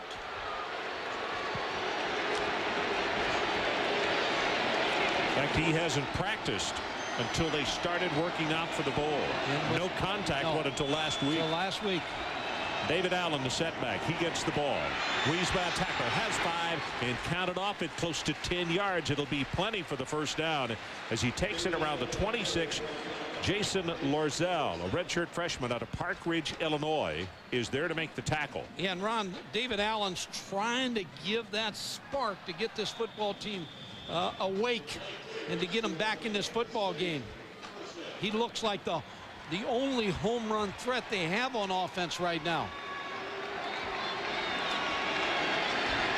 Bill Snyder pacing. This offensive team looks a little bit more in sync as we get toward a halftime. Pressure from the backside, and he's going to be sacked. O'Keefer this time. 3 times that Bishop has been sacked, and he's looking around saying, hey, I'm not accustomed to being treated this way. Well, Ryan Young has to get off the ball a little bit more because these two defensive ends, O'Keefer and Colvin, I mean, they come roaring up the field, and you can see right now he's got him beat. Ryan Young doesn't get off the ball enough to block O'Keefer. And I don't want to keep harping on it, but again, focus. Concentration.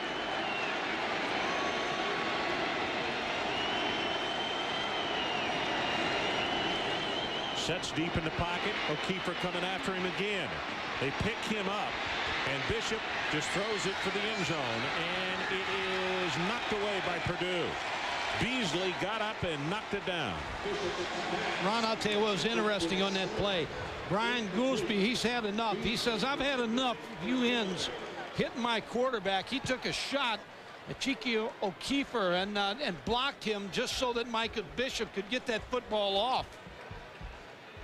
Here's a big-time blocking fullback. He's 6'2", 250 pounds. Here's number 54, O'Keefer, and there's the block. And look at it. O'Keefer still comes after him. And here's the coverage on Justin Swift. So it's 3rd down. They need to take it all the way to the 16.5-yard line. 17-7. Purdue leads it. 1:17 to play until halftime. Bishop still padding. Here comes the pressure. Again, it's Wakari. Gets it away. Throws for the end zone, and it is intercepted by Purdue, and that's Beasley.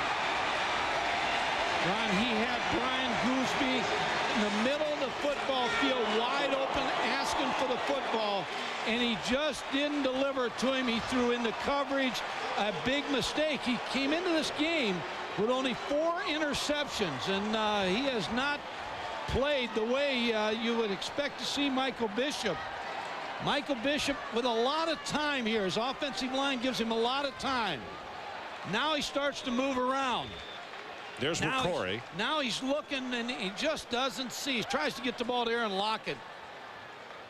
Just doesn't see Brian Gooseby. There's Lockett, but he's well covered. Just didn't get enough on the football. So 4 turnovers in this first half by Kansas State. And this is Crabtree. Takes it close to the 30-yard line. Clock is running to 28, now 27. And he will just go down to one knee. Joe Tiller says, let's don't take a chance on handing a gift just before halftime. And the folks wearing the colors of Purdue are standing and cheering as they head to the locker room. Because at halftime, the Boilermakers, huge underdogs in this ball game, are going to take a 10-point lead toward the intermission. So it's halftime with our score, 17-7 Purdue. Now with the new Dodge halftime report, let's rejoin Chris Fowler out in Tempe, Arizona. Chris? Totals. Brees less than 100 yards at a halftime. That's a shocker. But for Bishop to only have 20 yards, that's something you think that K-State could do blindfolded. Yeah, and they thought they'd have their way with the Purdue defense. Purdue's defense has given up some yards during the year, and I'm sure Bill Snyder has done the best job he could possibly do with his ball club of trying to get them ready to play in the second half. But you look at the statistics, 63 total yards by this Kansas State offense, and you look at the penalties, and then the 4 turnovers. That's the story of the ball game. Purdue -9 yards rushing, but they're not a rushing football team. They're going to win the football game throwing the ball and quarterback draws. That bottom number, 48 points a game, leading the NCAA, and right now the total at halftime is about 41 points under that. Would love to have been a mouse in the corner of that K-State locker room and heard what Bill Snyder had to say. I think exactly what he said was, we're better than this. People are watching this. We brought a lot of fans here. We need to start playing. Twice this year, K-State was down at halftime as this goes to Murphy, 5 yards deep. He will not return it. They were down at halftime to Nebraska and also to Missouri, and obviously they came back and won both. Adrian Karsten, what do you have for us? Ron, I think the extra 10 minutes in this 25-minute halftime made more difference to the Kansas State Wildcats, more significant than it was for the Purdue Boilermakers, for 2 reasons. On offense, if they can't keep those defensive ends out of the backfield, they start to pass. Watch them keep some backs in the backfield. You get a chip block on it. On defense, basically, to use their words, it's still on-the-job training when they see Purdue line up with no backs. They still don't know how to handle that with the proper personnel. Okay, we'll keep an eye on it. Ryan Young had his hands full in that first half as you look at the run, and that's close to 10 yards by David Allen to open the second half, and they're going to say he is just short of the 30. O'Keefer stopped him. And going back to what Adrian Karsten was talking about, I think he's exactly right. If you ever wanted 10 more minutes, you want 10 minutes for Kansas State to try to make your adjustments. Mike Stoops defensively, Bill Snyder to right away the option, and David Allen's going to be a big part of this offense in the second half. He's been the most consistent, averaging 9 yards a carry. He has 36 on 4 attempts right now. Here he comes again. Has 5, has 10, counted off at 15, 16, and now at 19 yards. Austin makes the tackle, and Allen is running and also leading the cheer. Yeah, I'm gonna repeat myself. Well, this drive is so important for Kansas State to get them awake and to get them back in this football game. But this is their signature right here. They need to take this ball down and score a touchdown. They're down 17-7, but they have come out really clicking here in the third quarter on this opening possession.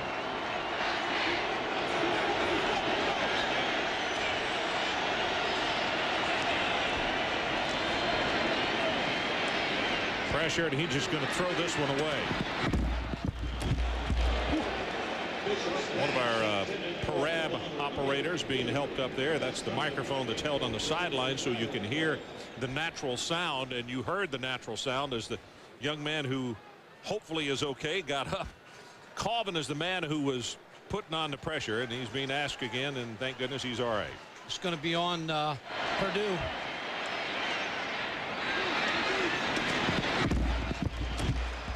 Well, if you want to know exactly how it sounded, and Billy Gustin reaches down and helps him up. Nice gesture. We want you to have everything real on this network, but not at the expense of our young people. You're going to have to get a new microphone. Big opening again, and Allen inside the 35. Henry Bell made the tackle, and right now, this is the most determined and good-looking drive that K-State has had. Well, K-State needs someone to step forward, and it's got to be David Allen, because he brings excitement with him in the kicking game, and you can just tell he wants the football. He wants his hands on the football.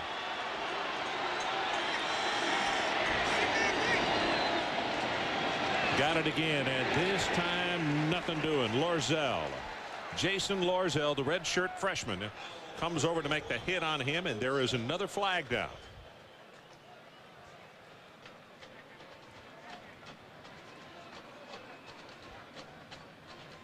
They're going to call holding on Kansas State. Well, this has been a very good date for this school to play on, because on December the 29th, 1993, in the Copper Bowl, they beat Wyoming. In fact, it was Joe Tiller's Wyoming team, 52-17.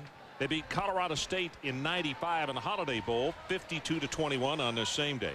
But they scored only 7 points in the first half on this December the 29th. And of course, they've got a good second half left to go here. But right now, this is a drive stopper as they come up with a holding call to slow down momentum.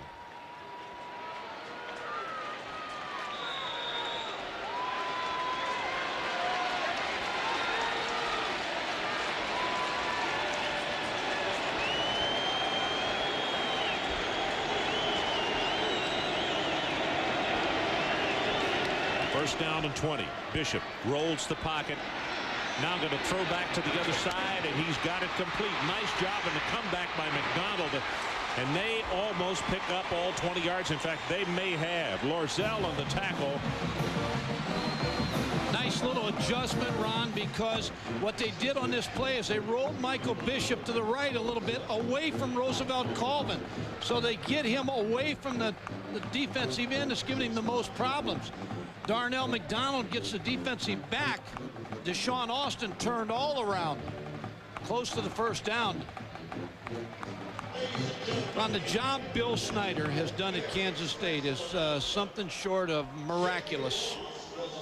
Since he's come to this program, they averaged 13,000 fans at Kansas State when he first arrived. They have 25,000 here tonight, and you can see the records. And he had a nice quote. He said, Kansas State didn't always have the wrong coaches here. They never had a chance. And I think that's a praise for his president, John Weefald, who has really come in here. And he said sports is the university window that everybody looks through, and he wants it to be a good program. So my hat's off to the job Bill Snyder and the president, John Weefald's done. It was a first down, and with the running play, O'Keefer, again, one of those defensive ends, steps up and bites this offense of Kansas State. David Allen will have nothing. In fact, he may have lost a half yard or a yard on the play.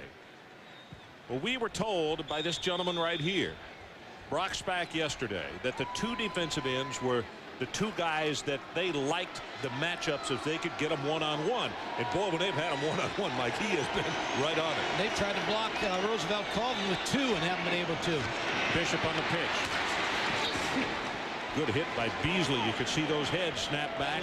Flag is down, and that time Colvin was coming in on Bishop, and he laid a pretty good lick on him as the pitch came. Like Gooseby again on the outside. I mean, he's a runaway train blocking.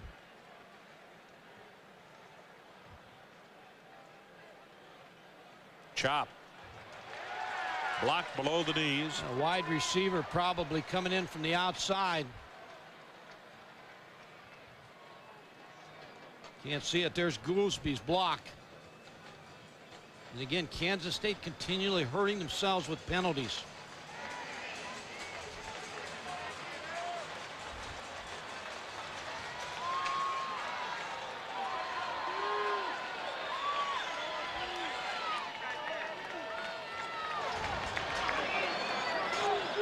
May have been on Darnell McDonald, number 80.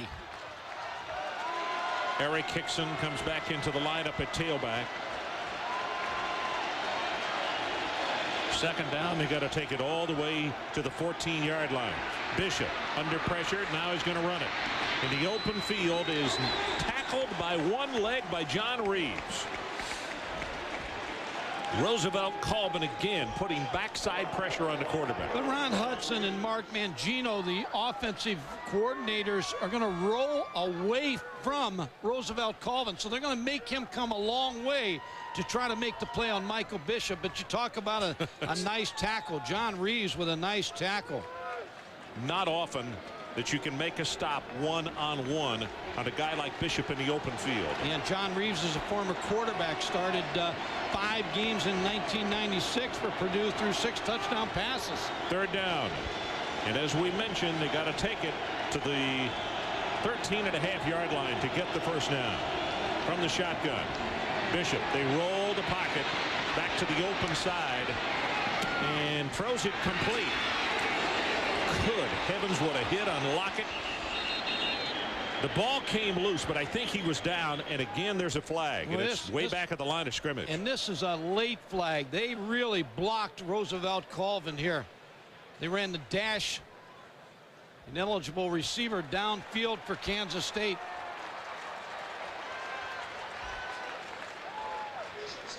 Dash play. Dash meaning you drop back as a quarterback and then roll one way or the other, and they double teamed Roosevelt Colvin. Watch how they get him pinned right here. So now Michael Bishop's going to get outside of him and see if we can see the lineman downfield.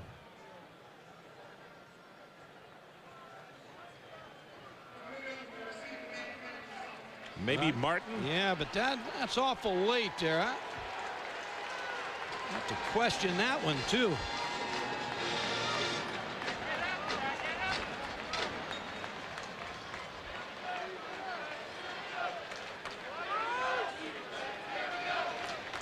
Another.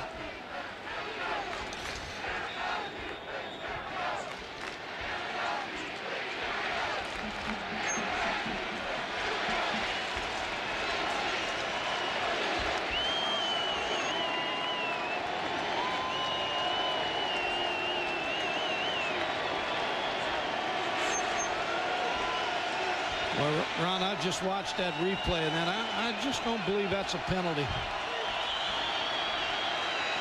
Bishop sets very deep this time and goes for the end zone, and that ball is going to be knocked down. Coming all the way across field was Todd Stelma.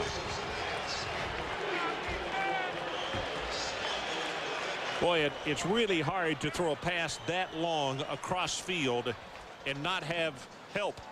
Plenty of time to come over and either intercept or knock it down. And again, that penalty really sets back Kansas State, keeps them from scoring here. Trying to get the ball to Darnell McDonald, double coverage.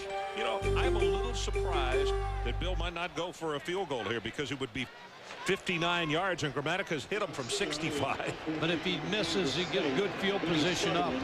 They kick it for the far sideline. This is a good hanging spiral, and it's going to hit just 1 yard deep in the end zone. 42 yards in the punt. So we'll take a break. 9:58 left in the third, and the Purdue Boilermakers holding on to it. K-State, that was the longest drive of the game, 38 yards, 5:02 off the clock, and no points.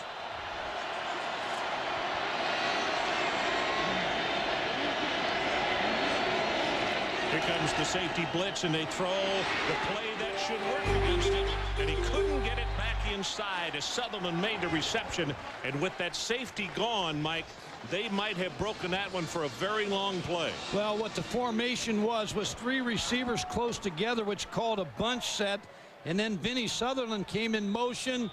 Drew Brees just raised up through the quick screen. You can see all the receivers so close together, and now they all become blockers. Sutherland catches the football, good blocks downfield. Gabe Cox with a good block. If he could have cut the thing back inside, it had a chance of adding some real big yardage. Brees, they want to throw back on the screen, and they do. And Crabtree, there's nothing. Semino, what a nice defensive play as he stays at home and tackles them for a big loss. Made a big play out of Smith Center, Kansas. The linebacker that's led this team in tackles all year was the only member of the Kansas State defense back there in good shape.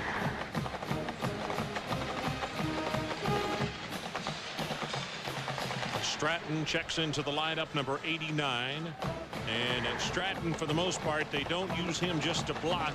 He is their best pass catching end, number 89, a redshirt freshman out of Oak Brook, Illinois. It's Isaac Jones in motion, bottom of the screen. Brees, quarterback draw, nothing doing. Better job there by the defensive line. Andre Rowe and Joe Bob Clements, they had a little game going on the defensive line. And that stopped the quarterback draw, Drew Brees.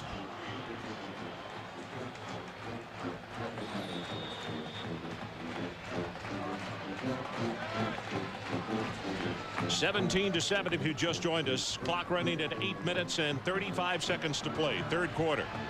Purdue, a 2-touchdown and in some quarters more underdog in this ball game, up by 10. Brees, long throw, got it complete, and Daniels will pick up the first down and come out of bounds at the 34.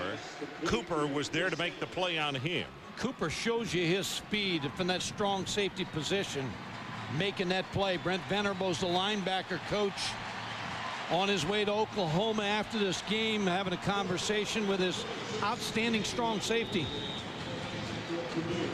So Danny Rogers prepares to kick it away. David Miller, the nation's leading punt returner, or David Allen, I should say, standing and waiting for the return. High pass over his head. Second one we've had tonight, and K-State had to return on it, and he missed it. And K-State will recover it for a touchdown.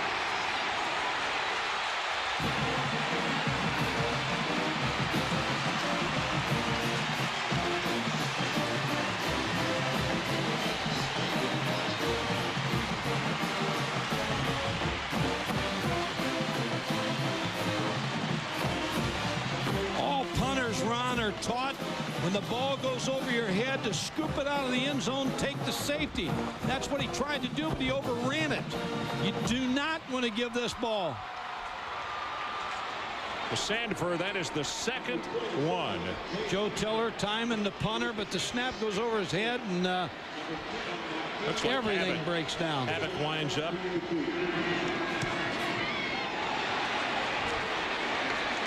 That extra point is no good. Gramatica yanks it, and it goes wide left. First wanted he has missed all year, and consider this as we go to break. The only 2 touchdowns K-State has in this ball game are from errant snaps from center. We'll be right back.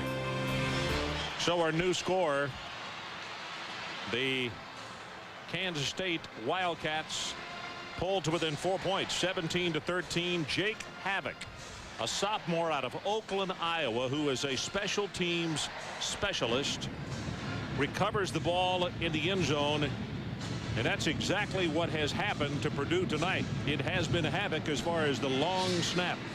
Sanford with a couple just a little too tall. It's cost him 2 touchdowns. Clopton. Tell you what, this little guy right here makes things happen in a hurry. Adrian Karsten, what do you have for us down there? Ron, unfortunately, right now, Sanford is the head coach's nightmare. What you're looking at is Joe Tiller in the upper right corner of the screen with a stopwatch. And what he is timing, if the ball ever got to the hands of the punter, in about 2 seconds, if he can make the punt, no one can touch it. But this is all Sanford has to do in the game. And I can tell you right now, from experience, that no one feels worse than he does right now. 1-on-1 game is bad enough, but 2 for touchdowns. It's just unforgivable when that's your only responsibility in the football game, Ron. Interesting, on the sideline, number 20, Chris Daniels, who is a wide receiver, was practicing long snaps a moment ago. We'll look and see if they use him on the next punt. Crabtree, maybe one, is knocked down hard by McIntosh. Well, there's Daniels, and he was rehearsing long snaps on the sideline. Yeah, he was practicing on the sideline. 2 snaps, and let me say this about Staniford. His snaps are very, very good. He's got good speed on him, just too high. Yeah, I mean, he gets it back there. It's a he's rocket. Exactly what you want. They're just too high. If you have a 6'6" punter.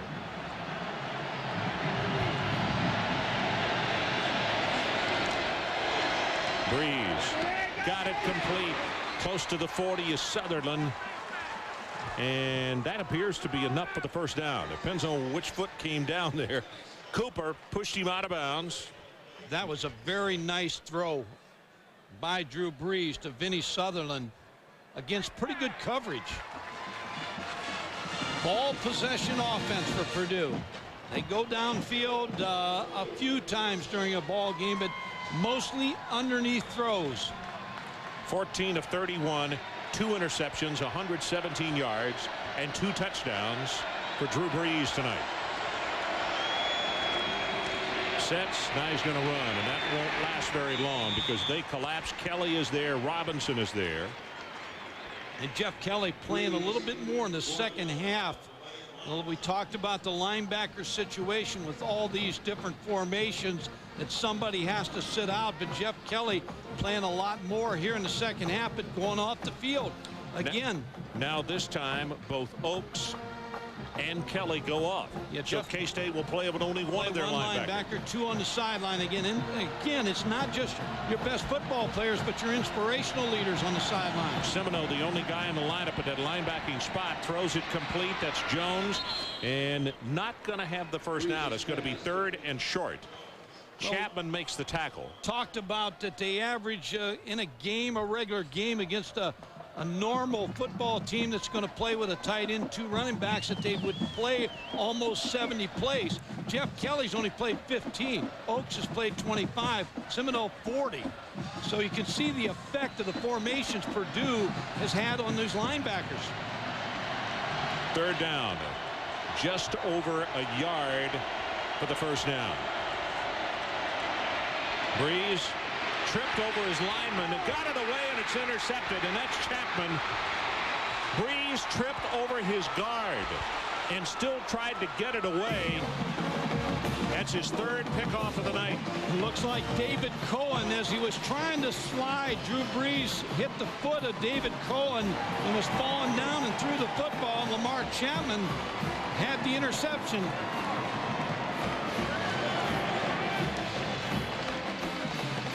Mike Stoops' view of this play.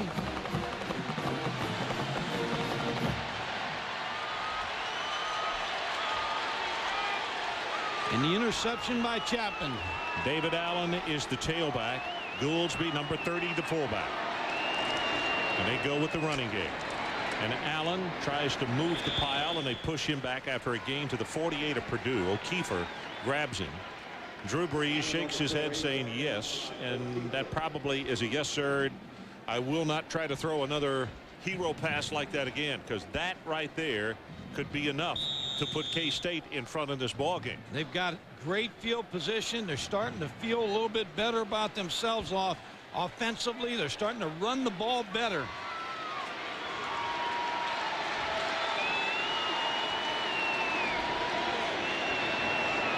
Rushing yardage, Purdue. Of course, the sacks come off that, but a -42.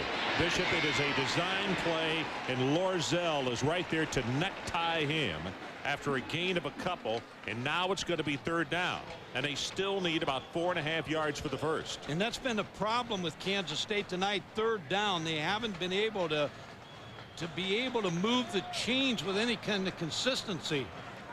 Michael Bishop shows you how good an athlete he was in that last play. Looked like he was shot out of a cannon. Roosevelt Colvin has come into the lineup, and he is lining up at the left defensive end spot. Let's see if they go away from Colvin on the field. There he comes, and Colvin will make the sack. Good heavens. They knew he was there. They put a second man there. O'Keefer helped out, but it's Colvin who gets the sack. He has been unbelievable. He has played very well on both sides, but that error is Michael Bishop's. He had time to get the ball off, but good coverage. Here is Colvin beating the block again, putting pressure on Michael Bishop. Thomas Barnett having trouble blocking him.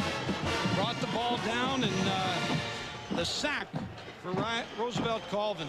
So Garcia, who has been far busier tonight than he normally is, stands back to punt. Vinny Sutherland, the deep man for Purdue. 5 punts for the Wildcats so far this evening. Off the side of his foot. Fair catch is called for, and Sutherland makes it. A jumping catch at the 19. So there's a break in the action, and we'll take it with him. 3:30 remaining, third quarter. 17-13, Purdue. Well, Sunday night's pep rally down in the famous San Antonio Riverwalk. Fun town, and if you've never been down there, they always find something to cheer about. If you're wondering about K-State's level of enthusiasm about being at the Alamo Bowl, where their fans turned out in great numbers as always, the band and team were there, and the boat arrived as Michael Bishop thanked one and all for their loyal support.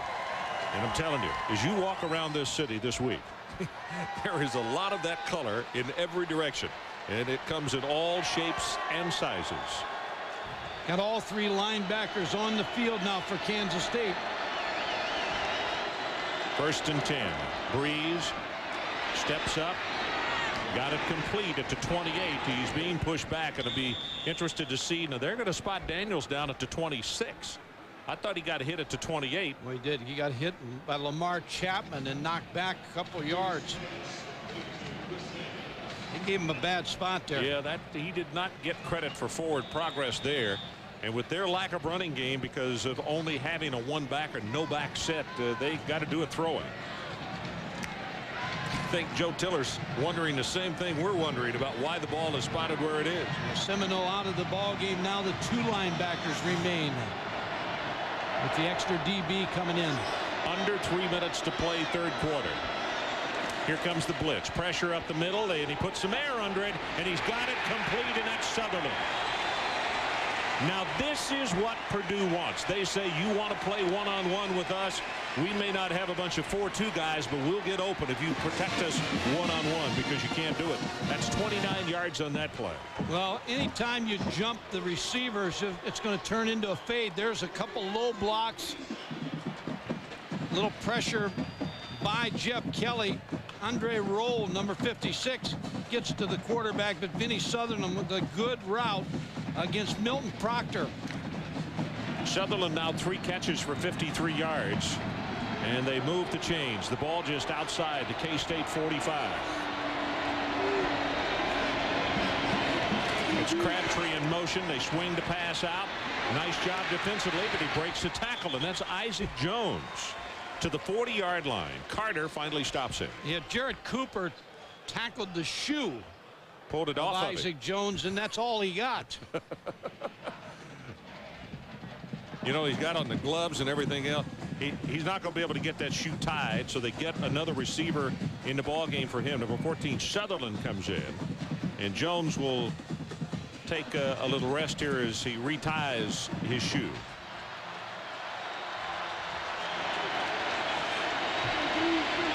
There's a shift now that they shift Vinny Sutherland out and got him against the linebacker. They got exactly what they want with him. And that's who he's looking at. And the ball is tipped and knocked out at the line of scrimmage. McIntosh with his 3rd knockdown of the pass. And Mike Gottfried, you're right. They had him on a slant one-on-one, and he was open. Well, anytime you get a linebacker against Vinny Sutherland, now usually they'll put the tailback in the backfield. But all of a sudden now they make a little adjustment and put Vinny Sutherland back at the tailback position and then shift him out. Here it is right here. Vinny Sutherland's already out against the linebacker. And they're trying to get him the football. He was open, but McIntosh batted it down. 3rd down, and they need to take it to the 35 of Kansas State. Brees got his pass off incomplete at the 34-yard line. Isaac Jones. And there was pretty darn good coverage there by K-State. Carter was in the area. Yeah, Deshaun Carter's had a nice ball game. He's been matched up a lot against Isaac Jones.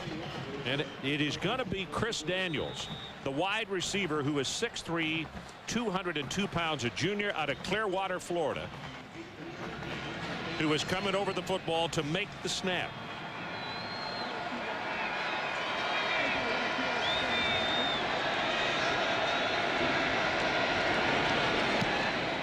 Very high. Allen runs away from it, and it is down by Purdue at the 1-yard line. Vinny Sutherland, he's making the most of his effort tonight. Well, those wide receivers are being accounted for. They snap it and they touch it dead. Ron Franklin, Mike Gottfried, and Adrian Karsten coming to you from a very noisy Alamo Dome in San Antonio. This is a good move right here by Joe Tiller to rest Roosevelt Colvin. A lot of times you'll bring your backup defensive lineman in when you've got the other team down the field inside the 20-25-yard line. Give them a little bit of a rest. This is the worst starting position by K-State tonight.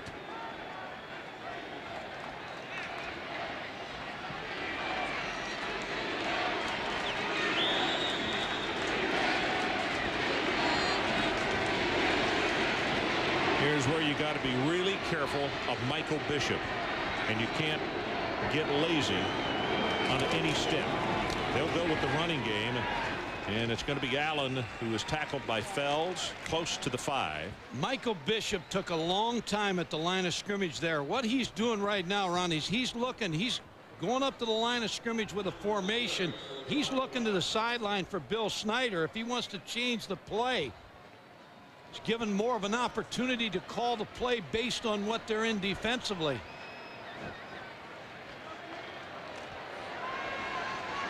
Well, David Allen is out. Only the fullback Gouldsby is there, and Paris, number 87, comes in at wide receiver. Ball is fumbled. It's in the end zone. Touchdown, David Nugget. Nugent. David Nugent with the touchdown.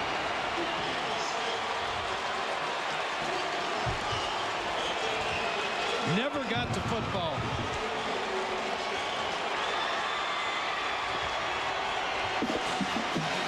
David Nugent, a junior from Collierville, Tennessee, just outside of Memphis, makes the recovery.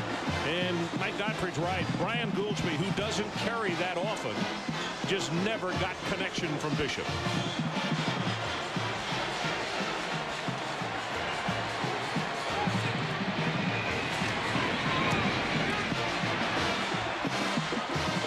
Kick is good. And with 52 seconds left in the third quarter, our new score, Purdue 24 and Kansas State 13. Watch the handoff. Michael Bishop almost like flipped it into the hands of Brian Gouldsby, and they just never had it. Mike, he also was looking at Wakori. I mean, Wakori was almost there to take the handoff for him. Yeah, number 49, Chucky Wakori, was right in the backfield. And you could see the frustration of Bill Snyder on the sideline. Bill's only given away one tonight. He's got one more to give because Purdue's given 2 away. So Nugent makes the recovery, and of course that's the dream of any lineman, to recover for a touchdown. And David scores for Purdue and puts his team back up now by 11 points with that miss of the extra point by Gramatica. There's a good look at David.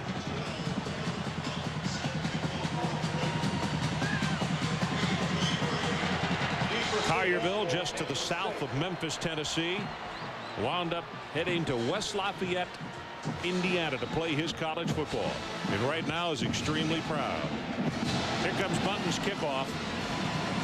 Murphy, 2 yards deep. He'll return it. Remember, I told you this is the 4-2 sprinter, and he ran right into the man. That's Bell, who is there to make the tackle.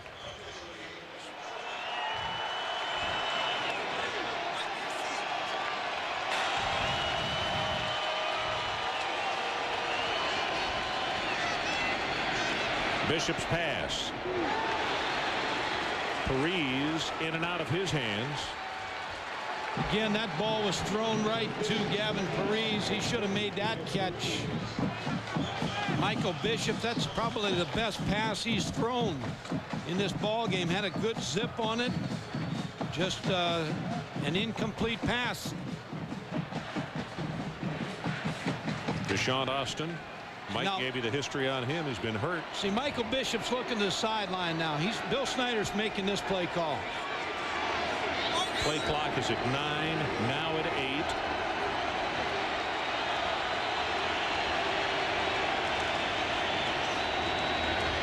Sets deep, and the ball is tipped at the line of scrimmage, and O'Keefer knocks this one down. Well, the defensive ends, Colvin and O'Keefer, have had big nights. And, you know, let's throw Wakori's name in there as well, because I still think he was a big part of that fumble on the handoff just a moment ago. So you're right, all three of them. Yeah, they've had the tackles for Kansas State have had problems all night.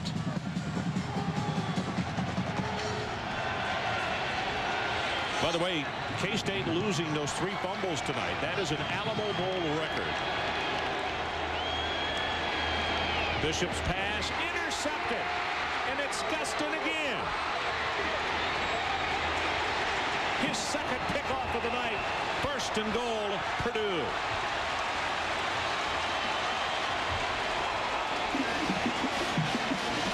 Boy, Billy Gustin read the route of Aaron Lockett. He got right on the hip. He knew they were clearing out on the outside, and he knew Aaron Lockett was going to run an out route. And Billy Gustin got right in front of the throw, as he did in the first half on an interception. He really jumped on both of them, didn't he, Mike? He sat right on this route. Watch, he knows right now that Lockett's going to break outside. He's going to break underneath him. He knows the clear out is on the outside. Just a heady play by the senior defensive back. I said 1st and goal. They've spotted it just outside the 10.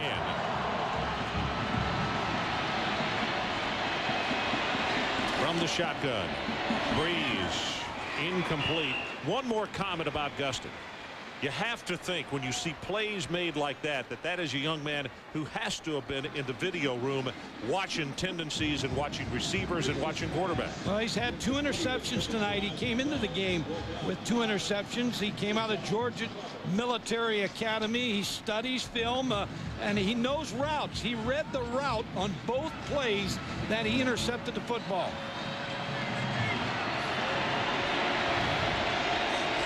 .16 seconds left in the 3rd quarter. That pass complete to Jones, but not for very much because he was slung out of bounds at the 8 by Carter. And now it's 3rd down. Joe Tiller doesn't want to come away with just 3 points on this one. No, but that's Kansas State's hope right now. Their defense has to rise to the occasion. Now, Daniels has been effective for Purdue down in this area. Jones now with 8 catches. That is an Alamo Bowl record. 3rd down. They need to take it just inside the 1.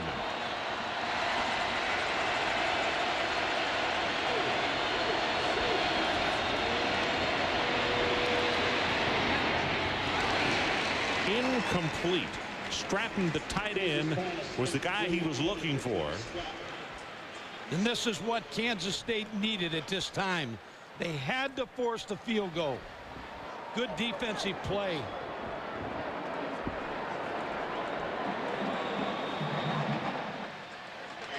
Bill Sandefur comes in. He was on the extra point a moment ago, and he will snap for this field goal attempt. It's a 26-yard attempt. Dortch is 1 of 1 tonight. Good pass. Kick is up, and he squeezes it through. Butler was close for a block, and with 4 seconds remaining in the 3rd quarter, will hold it right here as Purdue extends its lead to 14 points.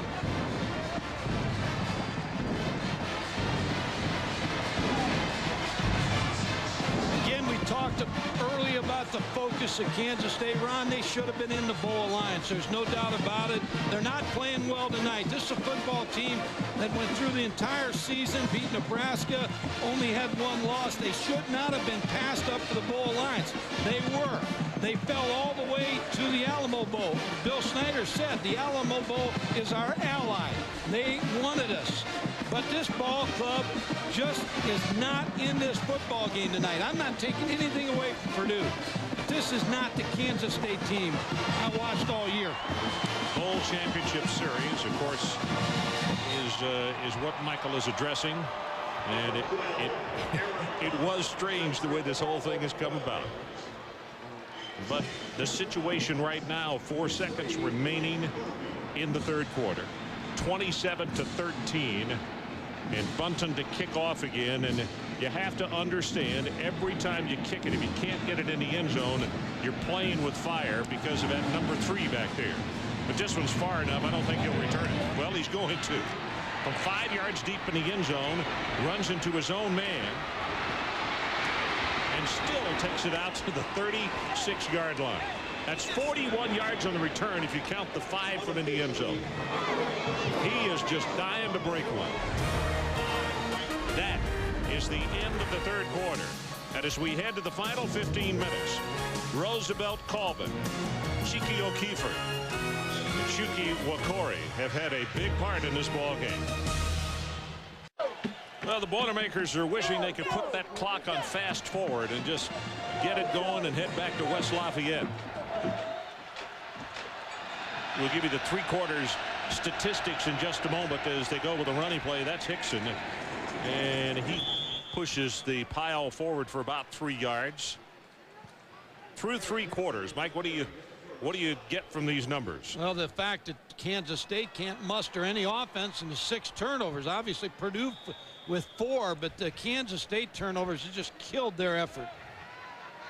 60,780 in attendance tonight. That's the 2nd largest in Alamo Bowl history. 4th largest for football in the Alamo Dome.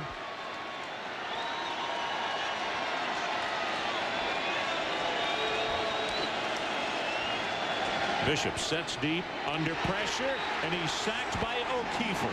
5 times those defensive ends have gotten to him tonight. I think this is Michael Bishop's fault over here. O'Keefer's being blocked. Now they block him up in the line with Thomas Barnett, and then he just runs over Eric Hickson. So really, Michael Bishop never had a chance again. O'Keefer has 3 sacks in the ball game. Once you make Michael Bishop pull that football down and reset, O'Keefer's just right after him. 3rd down, and they have to take it out to the 46-yard line to keep this drive going. Bishop throws very long, and it is caught by Brees. That's one you throw up, Ron. There may have been a little push off on Henry Bell by 53 yards. Yeah, Brees may have pushed off on Henry Bell. But a high fly throw by Michael Bishop. Let's watch it here. Michael Bishop throwing across his body. Now Brees just did a nice job against Bell. Bell kind of loses his balance. And of all the plays that looked as though it was going for naught, that one was one of them, and it winds up as a plus 53.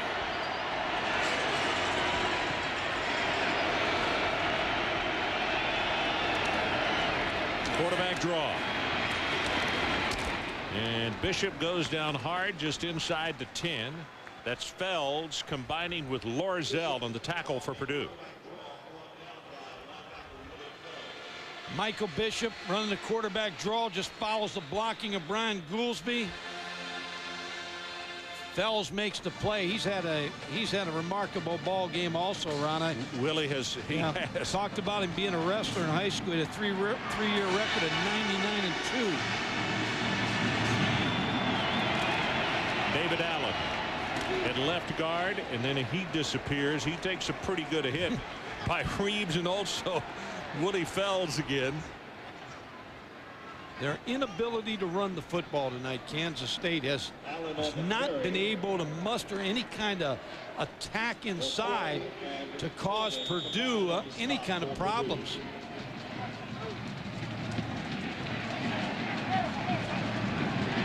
Mark Mangino, who you see right here on the right, Ron Hudson, the quarterback coach, done such a great job of Michael Bishop running the football and the quarterback counter and ISOs and draws. People from all over the country have called about their running game.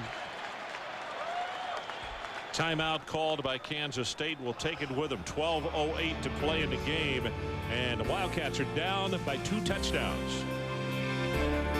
We are back. You see the clock. 12:08 remaining in the ball game, and it's 3rd down Kansas State, and they need to take it to the 5.5-yard line to move the sticks. Bishop in the option play gets a block at the 5, and they will have the first down as David Allen gets belted out of bounds by John Reeves. And the speed option, and Michael Bishop takes it right to the defensive end, kicks it out. But Brian Goolsby again with another nice block that sets up this first down. Watch number 30 come out of the backfield and make this block for David Allen. The play clears for the Kansas State. Henry Bell. 12 for 80 yards for David Allen tonight. 1st and goal, Wildcats. Allen again, right side, touchdown, K-State. Brian Hanley with a huge block.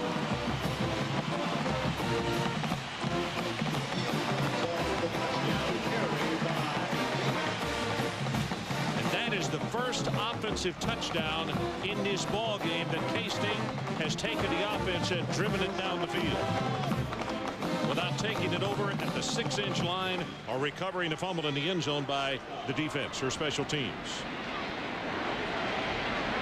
Gramatica to attempt the extra point. Missed his first of the year on that last touchdown. It's a good pass and knocks this one home.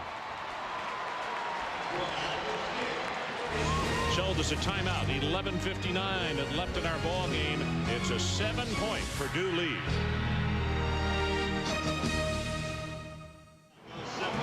Well, that's the longest drive of the night. 7 plays, 64 yards by the Kansas State offense. 3 minutes and 5 seconds off the clock. Michael Bishop engineers it. Allen scores the touchdown. And here's the kickoff. Line drive, and it's going to go in and out of the end zone. Adrian Karsten, let's check in with you. Run all night long. The Wildcat defense has been trying to figure out how to stop Drew Brees. Now, hopefully not too late, they think they've got it. If they can force him out of the pocket on this drive, they figure they get the ball back, they can stick it back in the left end zone as you look at the field. But, Ron, the ironic thing is, the times I've seen them drive Drew Brees out of the pocket is when Semino, Kelly, and Oaks have been in there together, and that has not been very often. Well, then looking at the field right now, Adrian Semino and Jeff Kelly just went to the sideline. Oaks is the only linebacker on the field.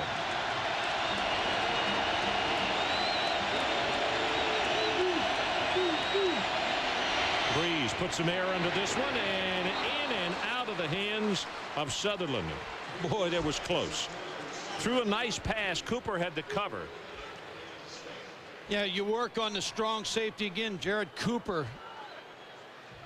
Sutherland, but Purdue has dropped some passes this evening.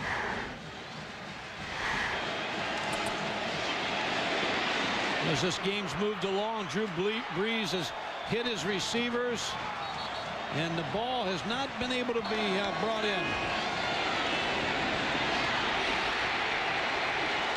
We've got it unofficially. 8 drops with that one right there. Brees lobs it too high and should have been, whoa, almost intercepted by Butler. Well, they gave the statistic to us the other day, Ron. Of the 17 interceptions in the regular season, 9 were deflections, 1 by the defense, 7 by their own receivers, which we've seen tonight. and one by the turf that should have been an incompletion. And that Wisconsin game. Yeah, so they said, you know, you take away those 9 interceptions or 9 deflections, he would have had 8 interceptions for the year and 516 attempts. Third down. They are 2 of 13. They have missed their last 6 third-down conversions. Brees puts air into this one, got Jones open, and he dropped the football. I don't believe this. This young man might have scored. Good heavens. Well, make it 9. I beg your pardon. Make it 9 drops now. Gabe Cox with a sure big play from Drew Brees. My apologies to Isaac Jones. It was Gabe Cox. Well, this ball was thrown perfectly by Drew Brees. Gabe Cox just couldn't bring it in. Took his eyes off of it. He scores, Mike. So again, Chris Daniels to handle the long snap as Danny Rogers prepares to punt. They're coming after him, and he gets it away. Good driving spiral. Flag is down as they rough the kicker. And Allen will be tackled at the 45. Now let's see if it's roughing or running into. 49 yards in the punt, 14 on the return. 5 yards running into the kicker. And I think Kansas State will take this field position. Purdue gets the choice. I'm sorry. And I think they'll kick it again. Brandon Clark ran into him. Going to run over and tell Joe Tiller, but good field position right now as it sits. Got to kick it again. We're running into the kicker. It's a 5-yard penalty. 5 yards from the previous spot. We'll replay 4th down. Yeah, they hope to get a better kick here than they had on this last play. But you're going to see Kansas State coming after the punt.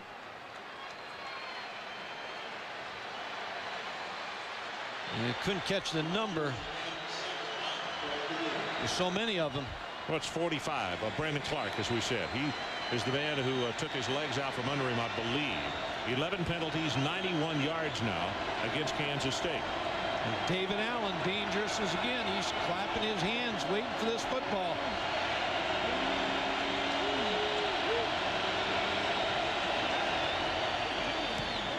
Driving spiral, best kick of the night. Allen retreats to the 22. There's a block in the back and a flag, and Allen may score on this, but but they're going to have to call it back. Well, he doesn't. He goes down at the 15, but there was a clear block in the back by K-State at the 30-yard line. It's coming back.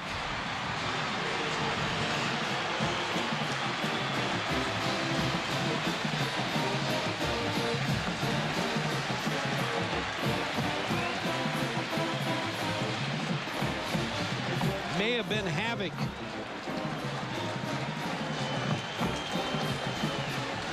I'll tell you what, the punting game for Purdue tonight has been havoc. I mean, this has been amazing. Here comes the push right there. Number 38. Yep. Well, there are 2 actually. 3 of them. Yeah. On the return team. That's a 10-yard Could have picked penalty. anyone. See, there's the first one. Here comes the second one right there.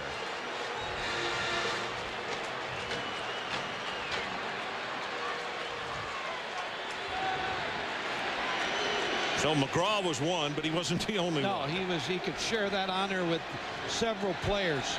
Penalties have just killed Kansas State tonight. Now they are scrimmaging with their back in the corner where the Purdue partisans are, and it is very hard for that offensive unit to hear the signals. Kelly going to run it. Or Bishop, I beg your pardon. Well, Corey will make the tackle on him as he brings it up around the 20-yard line. He had an open receiver. He could have thrown the ball to Darnell McDonald on the quick game, and he was wide open, just tucked it in. And again, you just said it from the start. Concentration has to last 4 quarters, and Kansas State's concentration has not been good. Bishop going to be tackled again. Colvin and Mitrione.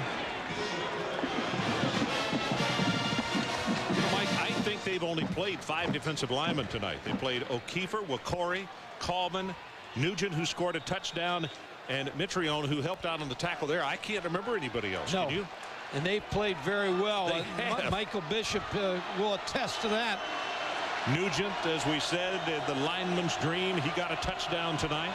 O'Keefe, we've got him for 8 solo tackles, 3 sacks on the evening. Pass over the middle. It is tipped and almost intercepted by Lorzell. Tried to go to Darnell McDonald again. But this is a series. Again, you go back. Now, this started up first play. He had McDonald open. He tucked it in, ran with it. Second play, he ran with the football when they went back to pass. And then the third pass was not very crisp. Again, just not in sync.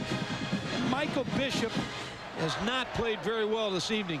7th punt of the night by James Garcia. As we mentioned, James, another youngster from K-State who's back home to play. Played his high school football down at Victoria on the coast. Deshaun Austin is back deep for Purdue. Good high coverage kick. This is a dandy. Fair catch is signaled for and made at the 37-yard line of Purdue. 43 yards in the kick, nothing on the return. Let's take a break. 9:43 left in our ball game. Purdue by a touchdown. 27-20. Purdue leading Kansas State, just under 10 minutes to play. And Drew Brees is in the Alamo Bowl record book for the number of attempts tonight. He's 19 of 44, but he's thrown 3 interceptions, 168 yards, and 2 touchdowns.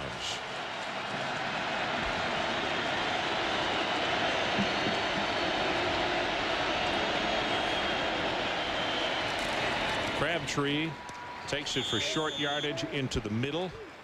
That's Chris Johnson, who's down at the bottom of the pile, along with Jeff Kelly. And one of the reasons he's in that record book is because their inability to run the football. The only chance they got of moving the football is Drew Brees throwing it. And Ron, you talk about changing times. I was reading where Bob Greasy in his 3-year career threw 28 touchdown passes at Purdue, and Drew has had 36 touchdown passes in the regular season. So you talk about changing times in the Big Ten and at Purdue. Here comes the blitz in the middle, and they give it to Crabtree, and he breaks it. Crabtree will have the first down, and he's still going across midfield. Carter finally stopped a 16-yard gain. Well, Jay Crabtree probably knows a lot of these Kansas State players because he played at Coffeyville Junior College in Kansas, where he rushed for 24 touchdowns last year. Purdue with success recruiting the junior colleges.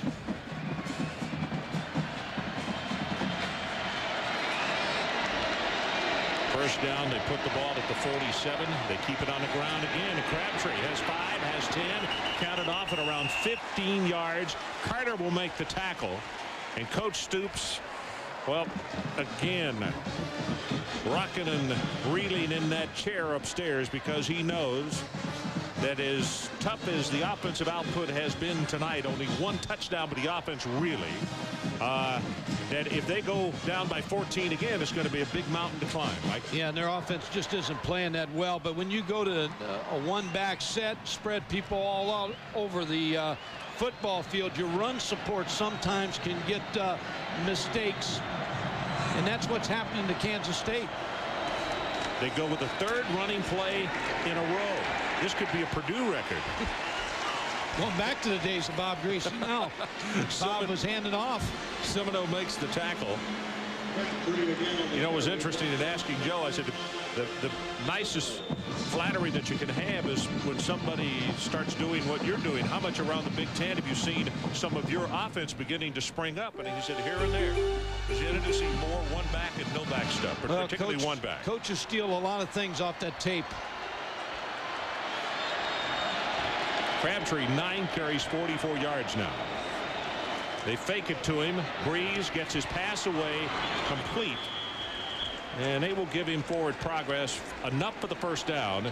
to Isaac Jones. Adrian Karsten, what do you got for us? Ron, this offense we're watching by Purdue tonight is certainly not Big Ten style offense. You know, 45 attempted passes, 46. This is something that Coach Jim Chaney, the offensive coordinator, says, you know, you don't have to have big studs across the front. We've been with this 12 years, and we're still learning. It's an offense born in a high school back in Thousand Oaks, California, for crying out loud. You don't need the big studs. We can finesse a little bit. Sometimes two backs, sometimes no backs. They're going to stick with it and keep learning, Ron, and keep being successful. Yep, you're right. It's Sherman Oaks, I believe, Adrian, is where that high school started using it with the no backs. But the Oaks was right. Just wasn't 1,000. Well, you talk about what Adrian is talking about in both these tackles. Matt Light, Jim Coletto signed him as a tight end, so they moved him to tackle. And Brandon Gore, the other tackle, played basketball at Muncie Southside in a nationally ranked high school team. So it gives you an idea that their tackles are very athletic to handle speed rushes off the outside. Second down. Brees sets nicely, gets it complete, and stepping out of bounds is Randall Lane. 6:52 left in the ball game. Carter and Proctor were out there on the cover. This whole Kansas State defensive team is going to have nightmares of this Purdue offense. All the formations, all the throws. Well, Bill Snyder said in our meeting, I said, what do they finally do to you? And he said, they just formation you to death. Frustrate you. Brees, well, had a receiver running a zig and someone else zagged, and Cooper was the closest man to it. I think Cox was the man that he wanted, and Cox ran like toward the post. He should have stayed outside. I think Drew Brees misread that pass. Travis Dortch to attempt the field goal, and this one's going to come from 37 yards away from the near hash mark. Travis, a freshman out of Bozeman, Montana, 6'6", 192 pounds, has one from 25 and 26 tonight. Good pass, and this one is right down the Alamo.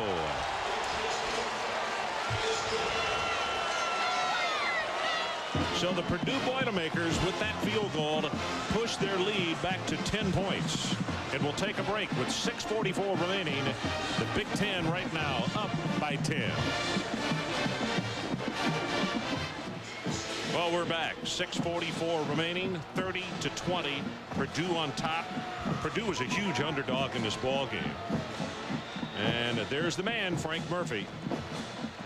And he wants the football if he can get it. Let's see if it's returnable. Yep, it is. It's in the field of play from the 4. Tackled inside the 15 by Stelma.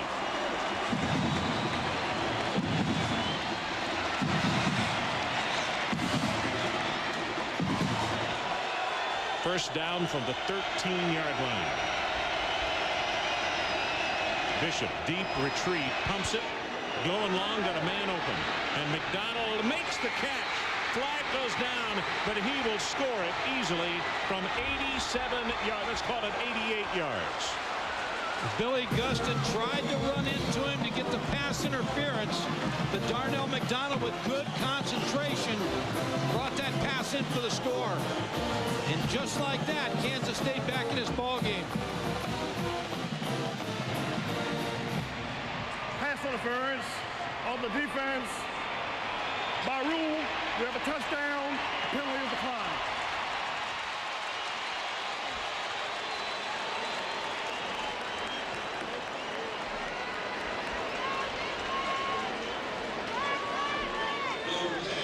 What good concentration by McDonald, Ron, as he made that catch. 1,092 receiving yards this season.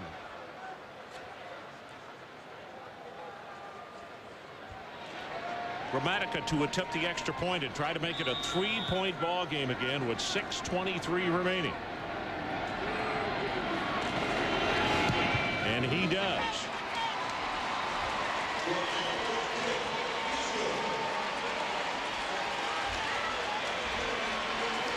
Busting coverage by Purdue in the secondary, because Darnell McDonald is going to come down the field, and there's nobody going to pick him up. Billy Gustin just tries to run him down, knowing that the ball's coming to him. Gets the interference call, but McDonald, with good concentration, watches eyes, just watches the football, brings it in, and then takes it in for the touchdown. Good arm strength by Michael Bishop. Threw it a long way.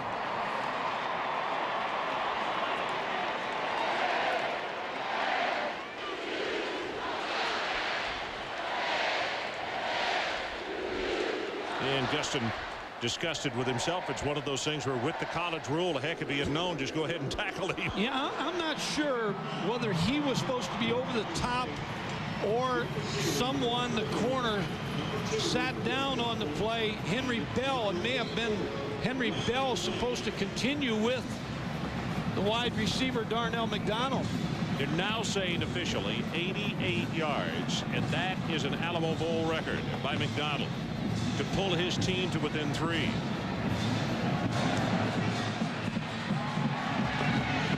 Clopton 2 yards deep, and he'll go down on one knee. Well, coming up next, Sports Center immediately following our game with your host tonight, Carl Ravitch and Dan Patrick, standing by in Bristol. Ron, two things. Purdue, first of all, has played a very good football game. They get a young team. This is a team they're going to have to be reckoned with next year in the Big Ten. Drew Brees will be a candidate for a lot of awards next year. Kansas State, I still think, and I'm still saying, they're the victim, you know, of not being picked up in this Bowl Alliance. Last loss. BCS, Mike. BCS, and I think it's hurt them tonight in this ball game. They're trying to get back in this thing. Crabtree is going to be stopped for about a yard loss. Carter came over from his cornerback position, one of the first men there. Right now, what Joe Tiller wants to see happen is let that clock move, but they're going to have to move the chain several times to get it down where they want it. Yeah, without a doubt now, Purdue needs a couple first downs. 5:48 left to go in this ball game.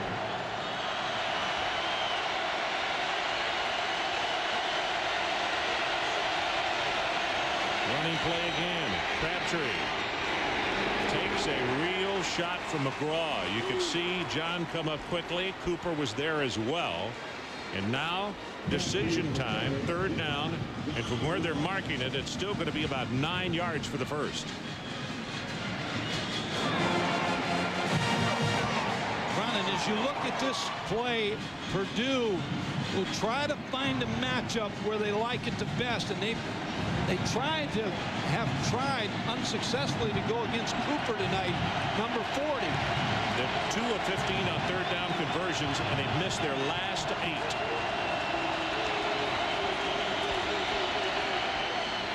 Cox makes the catch, and also Jones, I beg your pardon, and Cooper is right there to make the hit on him. They're not booing, it's cool. Well, what happened on that play is they man coverage, and Jared Cooper ran across with Gabe Cox, and he read the screen. Watch number 40, Jared Cooper, as he goes across. Now he reads the screen. Now he breaks up and makes the tackle and forces this punt. Nice play by Cooper. Daniels again, the man to snap. Low pass from center, gets his kick away, and this spiral's not going to turn over. Allen from the 42.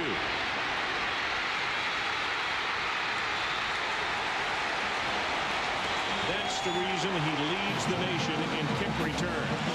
Danny Rogers, the punter, made the tackle. And that's been the player of the game for Kansas State on offense. He has brought some excitement with him tonight. 35 yards in the kick and 32 on the return. He just bursts here. I mean, he just shows you his speed, flat out cutting ability and working up the football field.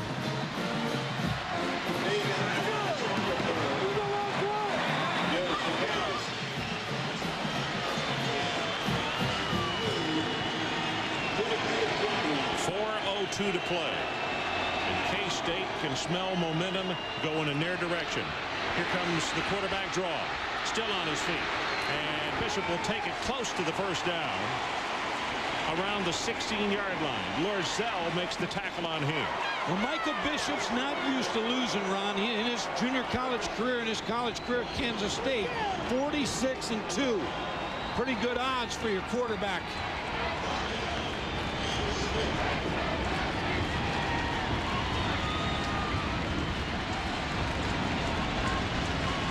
(30-27) Purdue.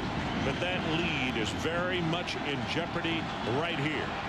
They did move the chains. It is first down from the Boilermakers 16. Hickson breaks by a tackle, breaks by a second one as they try to take the ball away at the 11. Nugent is down there to make the tackle. You thought that he was going to be dropped at the line of scrimmage. He gains 5. Well, John Reeves got in the backfield along with another player for Purdue, but they just couldn't bring him down. As they're playing for the hardware now.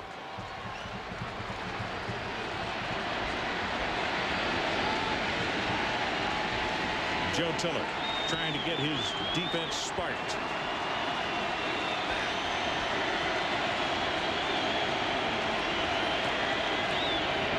Bishop, quarterback draw again. And Gustin neckties him just shy of the 5-yard line.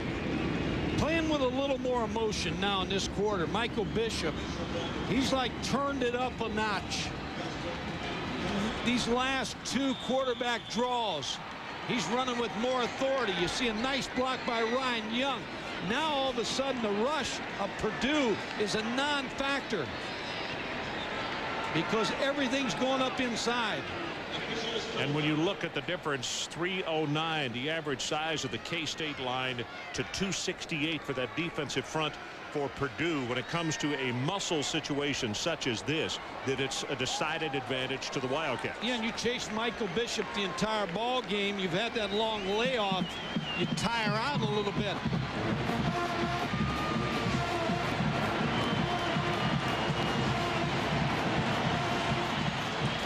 Michael Bishop on the sideline right now getting the play.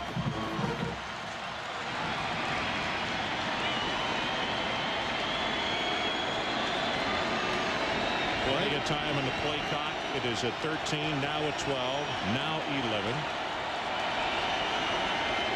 Bishop straight ahead with the quarterback sneak, and they will have the first down just inside the 5. Willie Felds, the junior out of Palatka, Florida, who has had a really outstanding game for Purdue, makes the tackle.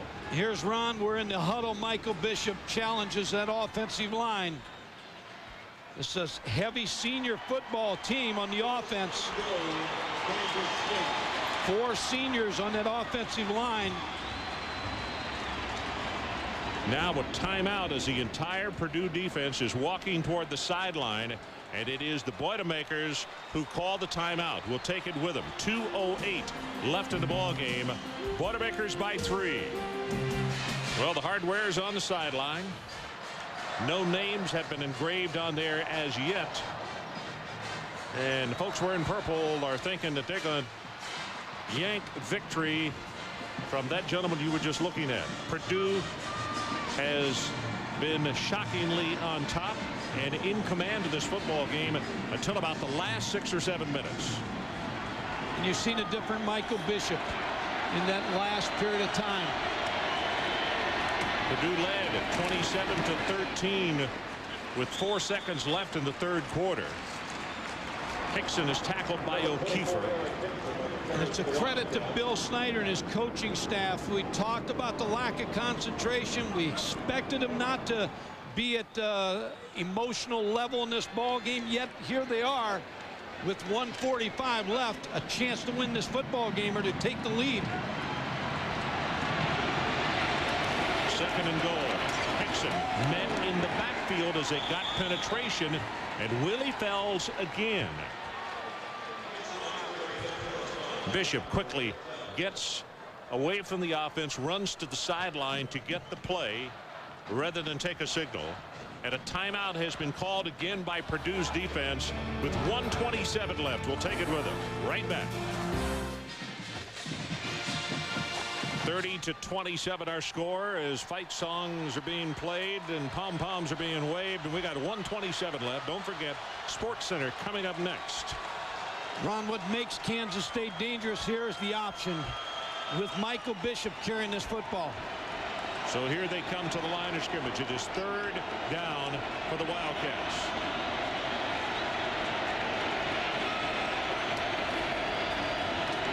Throws for the end zone. Touchdown Swift.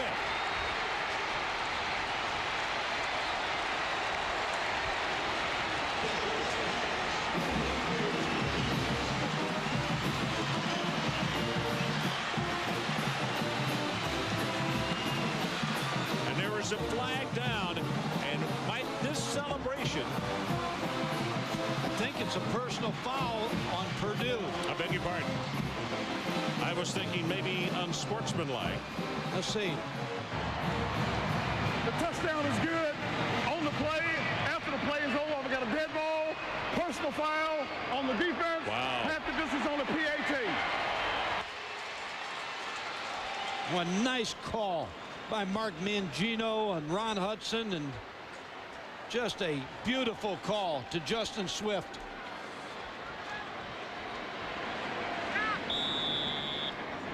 Martin Gramatica with the extra point attempt.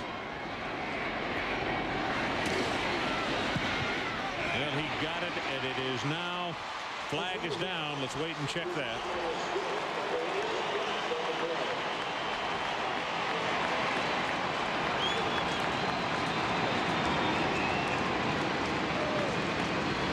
Offsides, Purdue. They'll turn it down. Now a field goal won't help you. Gotta score a touchdown. Offside on the defense. Penalty is refused. PAT is good. 34-30 K-State. Here's the touchdown. Michael Bishop with a good fake, and they were thinking option. And then raise up and throw the football to tight end Justin Swift.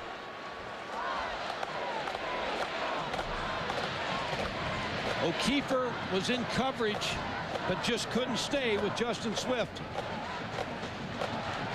And Ron, kind of a bittersweet game for Bill Snyder. Again, he talked about being here, and he's losing 2 of his coaches, may lose a 3rd coach in Fabris, the linebacker coach, to South Carolina. Yeah. And Mark Mangino has an offer. He can't afford to lose Mark Mangino because he runs and heads up the whole recruiting for him. So Bill Snyder, after this ball game, has got to piece some coaches together, and cannot afford to lose this man right here. Tough enough losing the 3 coaches that he's going to lose. But Drew Brees on the sideline looking up at the clock. You got 1 minute 24 seconds to work with. Let's see if Gramatica kicks this one, yep, into the base of the end zone. They'll not return it.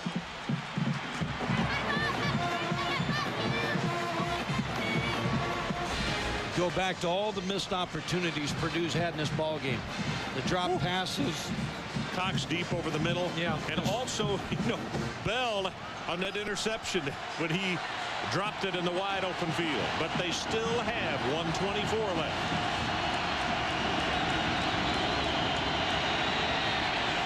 Pass is low. That's the 49th pass attempt by Drew Brees, looking for Jones. A lot of people still asking the question, how did Drew Brees come out of Austin, Westlake High School, and nobody in Texas or the Big 12 recruit him? As a starter, never lost a football game in high school. But he did have a serious knee injury. I've heard a lot of reasons why he was not taken. But he's still got 2 more years at Purdue. He's going to do a lot of winning for the Boilermakers. Steps up, gets it away, and that one is too low. The most difficult thing for them next year, he could be not only as good but better, but they lose Iowa and Illinois on their schedule, and they pick up Ohio State and Michigan, and both of those games are on the road.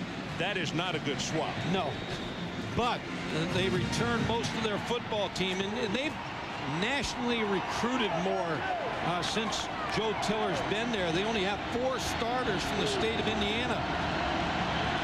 So they're all over the country, which goes from his Wyoming days.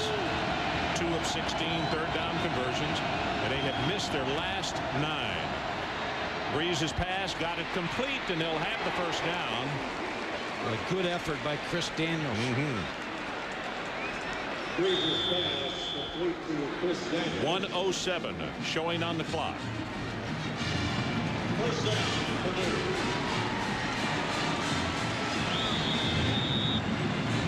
Now it's whistled back in. 1:04. Now 1:03.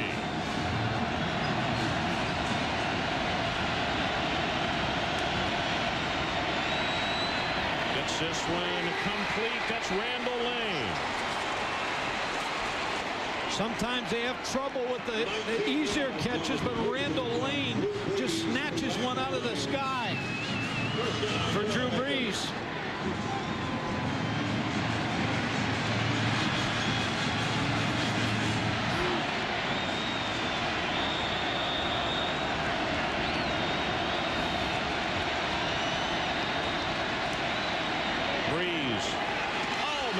Just beyond Chris Daniels, and a flag is down. Holding, I believe, is going to be the call on Lamar Chapman, number 1, because he kind of grabbed out.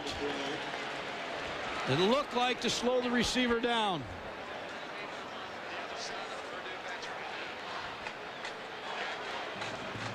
Chris Daniels, the intended receiver. Lamar Chapman, who's played well tonight.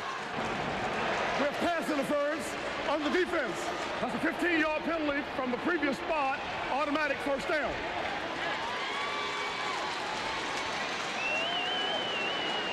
As we said, Chris Daniels, receiver, and not much contact, but enough to get that flag.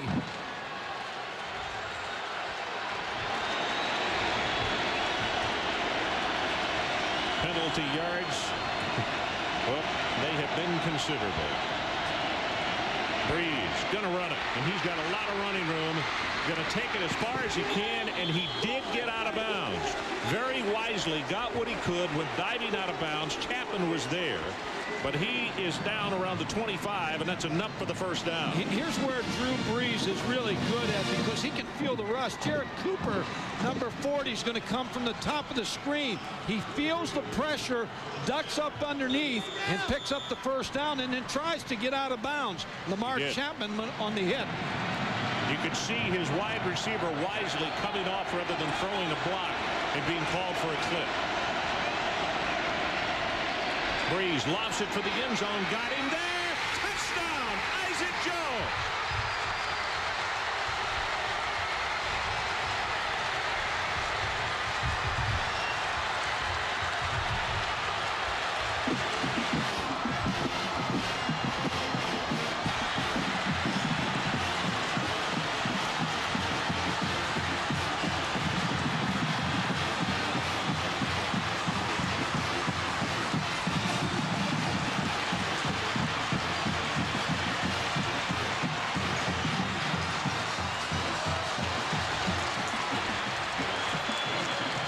Can't throw the ball any better than that. Drew Brees stuck it right in there to Isaac Jones. What a drive for the Purdue Boilermakers. Extra point is good. A 3-point game with 30 seconds left. And I mean, the K-State bench and their side of the field is sitting in stunned silence. They cannot believe that Drew Brees took that football and went down the field on their defense. That's as good as a pro drive on Sunday for John Elway. Denver comeback. Drew Brees just finds Isaac Jones open. He adjusts to the football, makes that touchdown catch, and puts the Boilermakers ahead. The senior starter on the offense, Isaac Jones.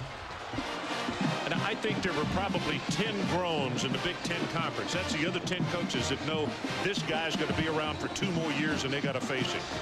Well, that's a great drive. And if they can end this season with the win, as I said before, this is a young football team that will contend for the Big Ten championship next year. Now here's the next dilemma. You're not out of the woods yet. You can't kick away to K-State because Murphy has already proven that he can take it the distance. You know, do you line drive kick? Yeah, what do you do, Mike? line drive it right here and get good coverage, because still a field goal with 30 seconds would tie this thing. Well, Grammatica's kick, his longest is 65 yards. So that means you got to get it around the 48-yard line of Purdue, and you still got an opportunity.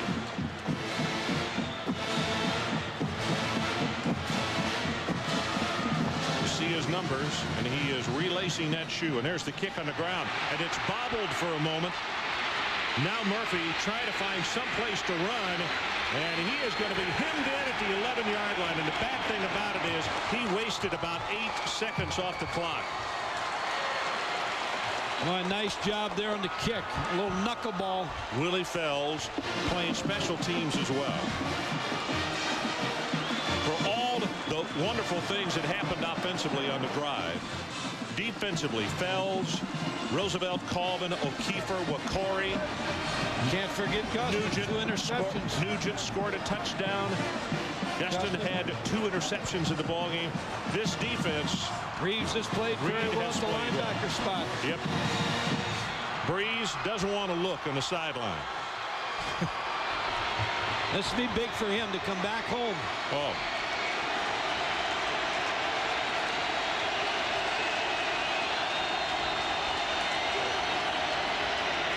Bishop back in the end zone, rolling it. Flag has come down way behind the play, and that runs the clock down to 16 seconds. It's got to be a hold. Way back at the 5-yard line, this marker was thrown. You can see Colvin pointing, say, yeah, let's take it back. So does O'Keefer. I believe they were holding O'Keefer. I think Colvin is as good a defensive end as we've seen the entire year. What do you think? He's a good player. Here's the hold right here, a tackle on O'Keefer, and that'll take him all the way back to the Alamo here. Thomas Barnett, the freshman walk-on.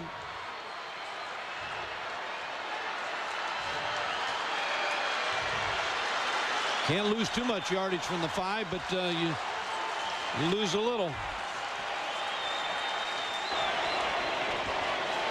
Colvin, the defensive player of the game, 8 tackles, 3 sacks for 25 yards. And Ron, before we get off this thing, this Alamo Bowl has been a great sight this whole week with these fans here. It's been very colorful. Mike, our crews had this game 3 times, have been here for the Final 4 last year and saw the regionals the year prior to that. This city does a great job for sports events. Excellent.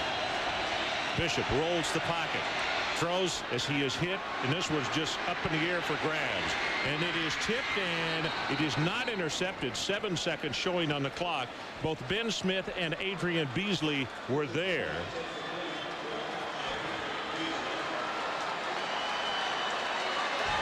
Don't forget, SportsCenter is coming up next.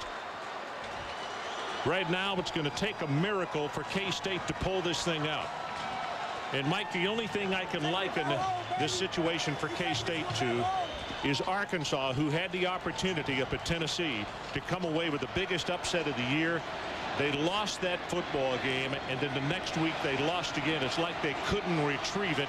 And K-State, much a similar situation as far as they thought they had it regrouped, and they're going to wind up losing to this young Purdue football team, it would appear right now. Takes a lot out of you, Ron. You lose that goal, and plus add to it Purdue, a team that just frustrates you along with the ball game that they lost. Drew Brees has had an outstanding ball game. Joe Tiller, his staff, congratulations to them. To Bill Snyder, I don't know of any coaching staff that's done as good a job in the last 10 years. Well, here's that schedule we were talking about for Purdue. They keep Notre Dame. They got Central Florida, Central Michigan, Northwestern, at Michigan, at Ohio State, and back-to-back weekends. Those are the 2 games they pick up, losing Iowa and Illinois. Then they get Michigan State, Penn State at home, and you can see the at Minnesota, the Wisconsin, then open and close it out with Indiana.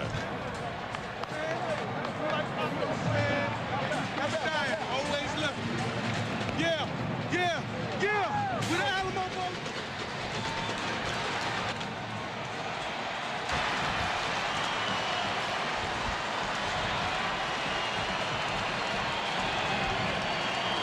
Lorzell on the sideline. All the Purdue players asking their backers to stand up and to lend support. The secondary has dropped off 38 and 40 yards downfield just to make sure that no home run ball is thrown on them on what should be the final play of this ball game.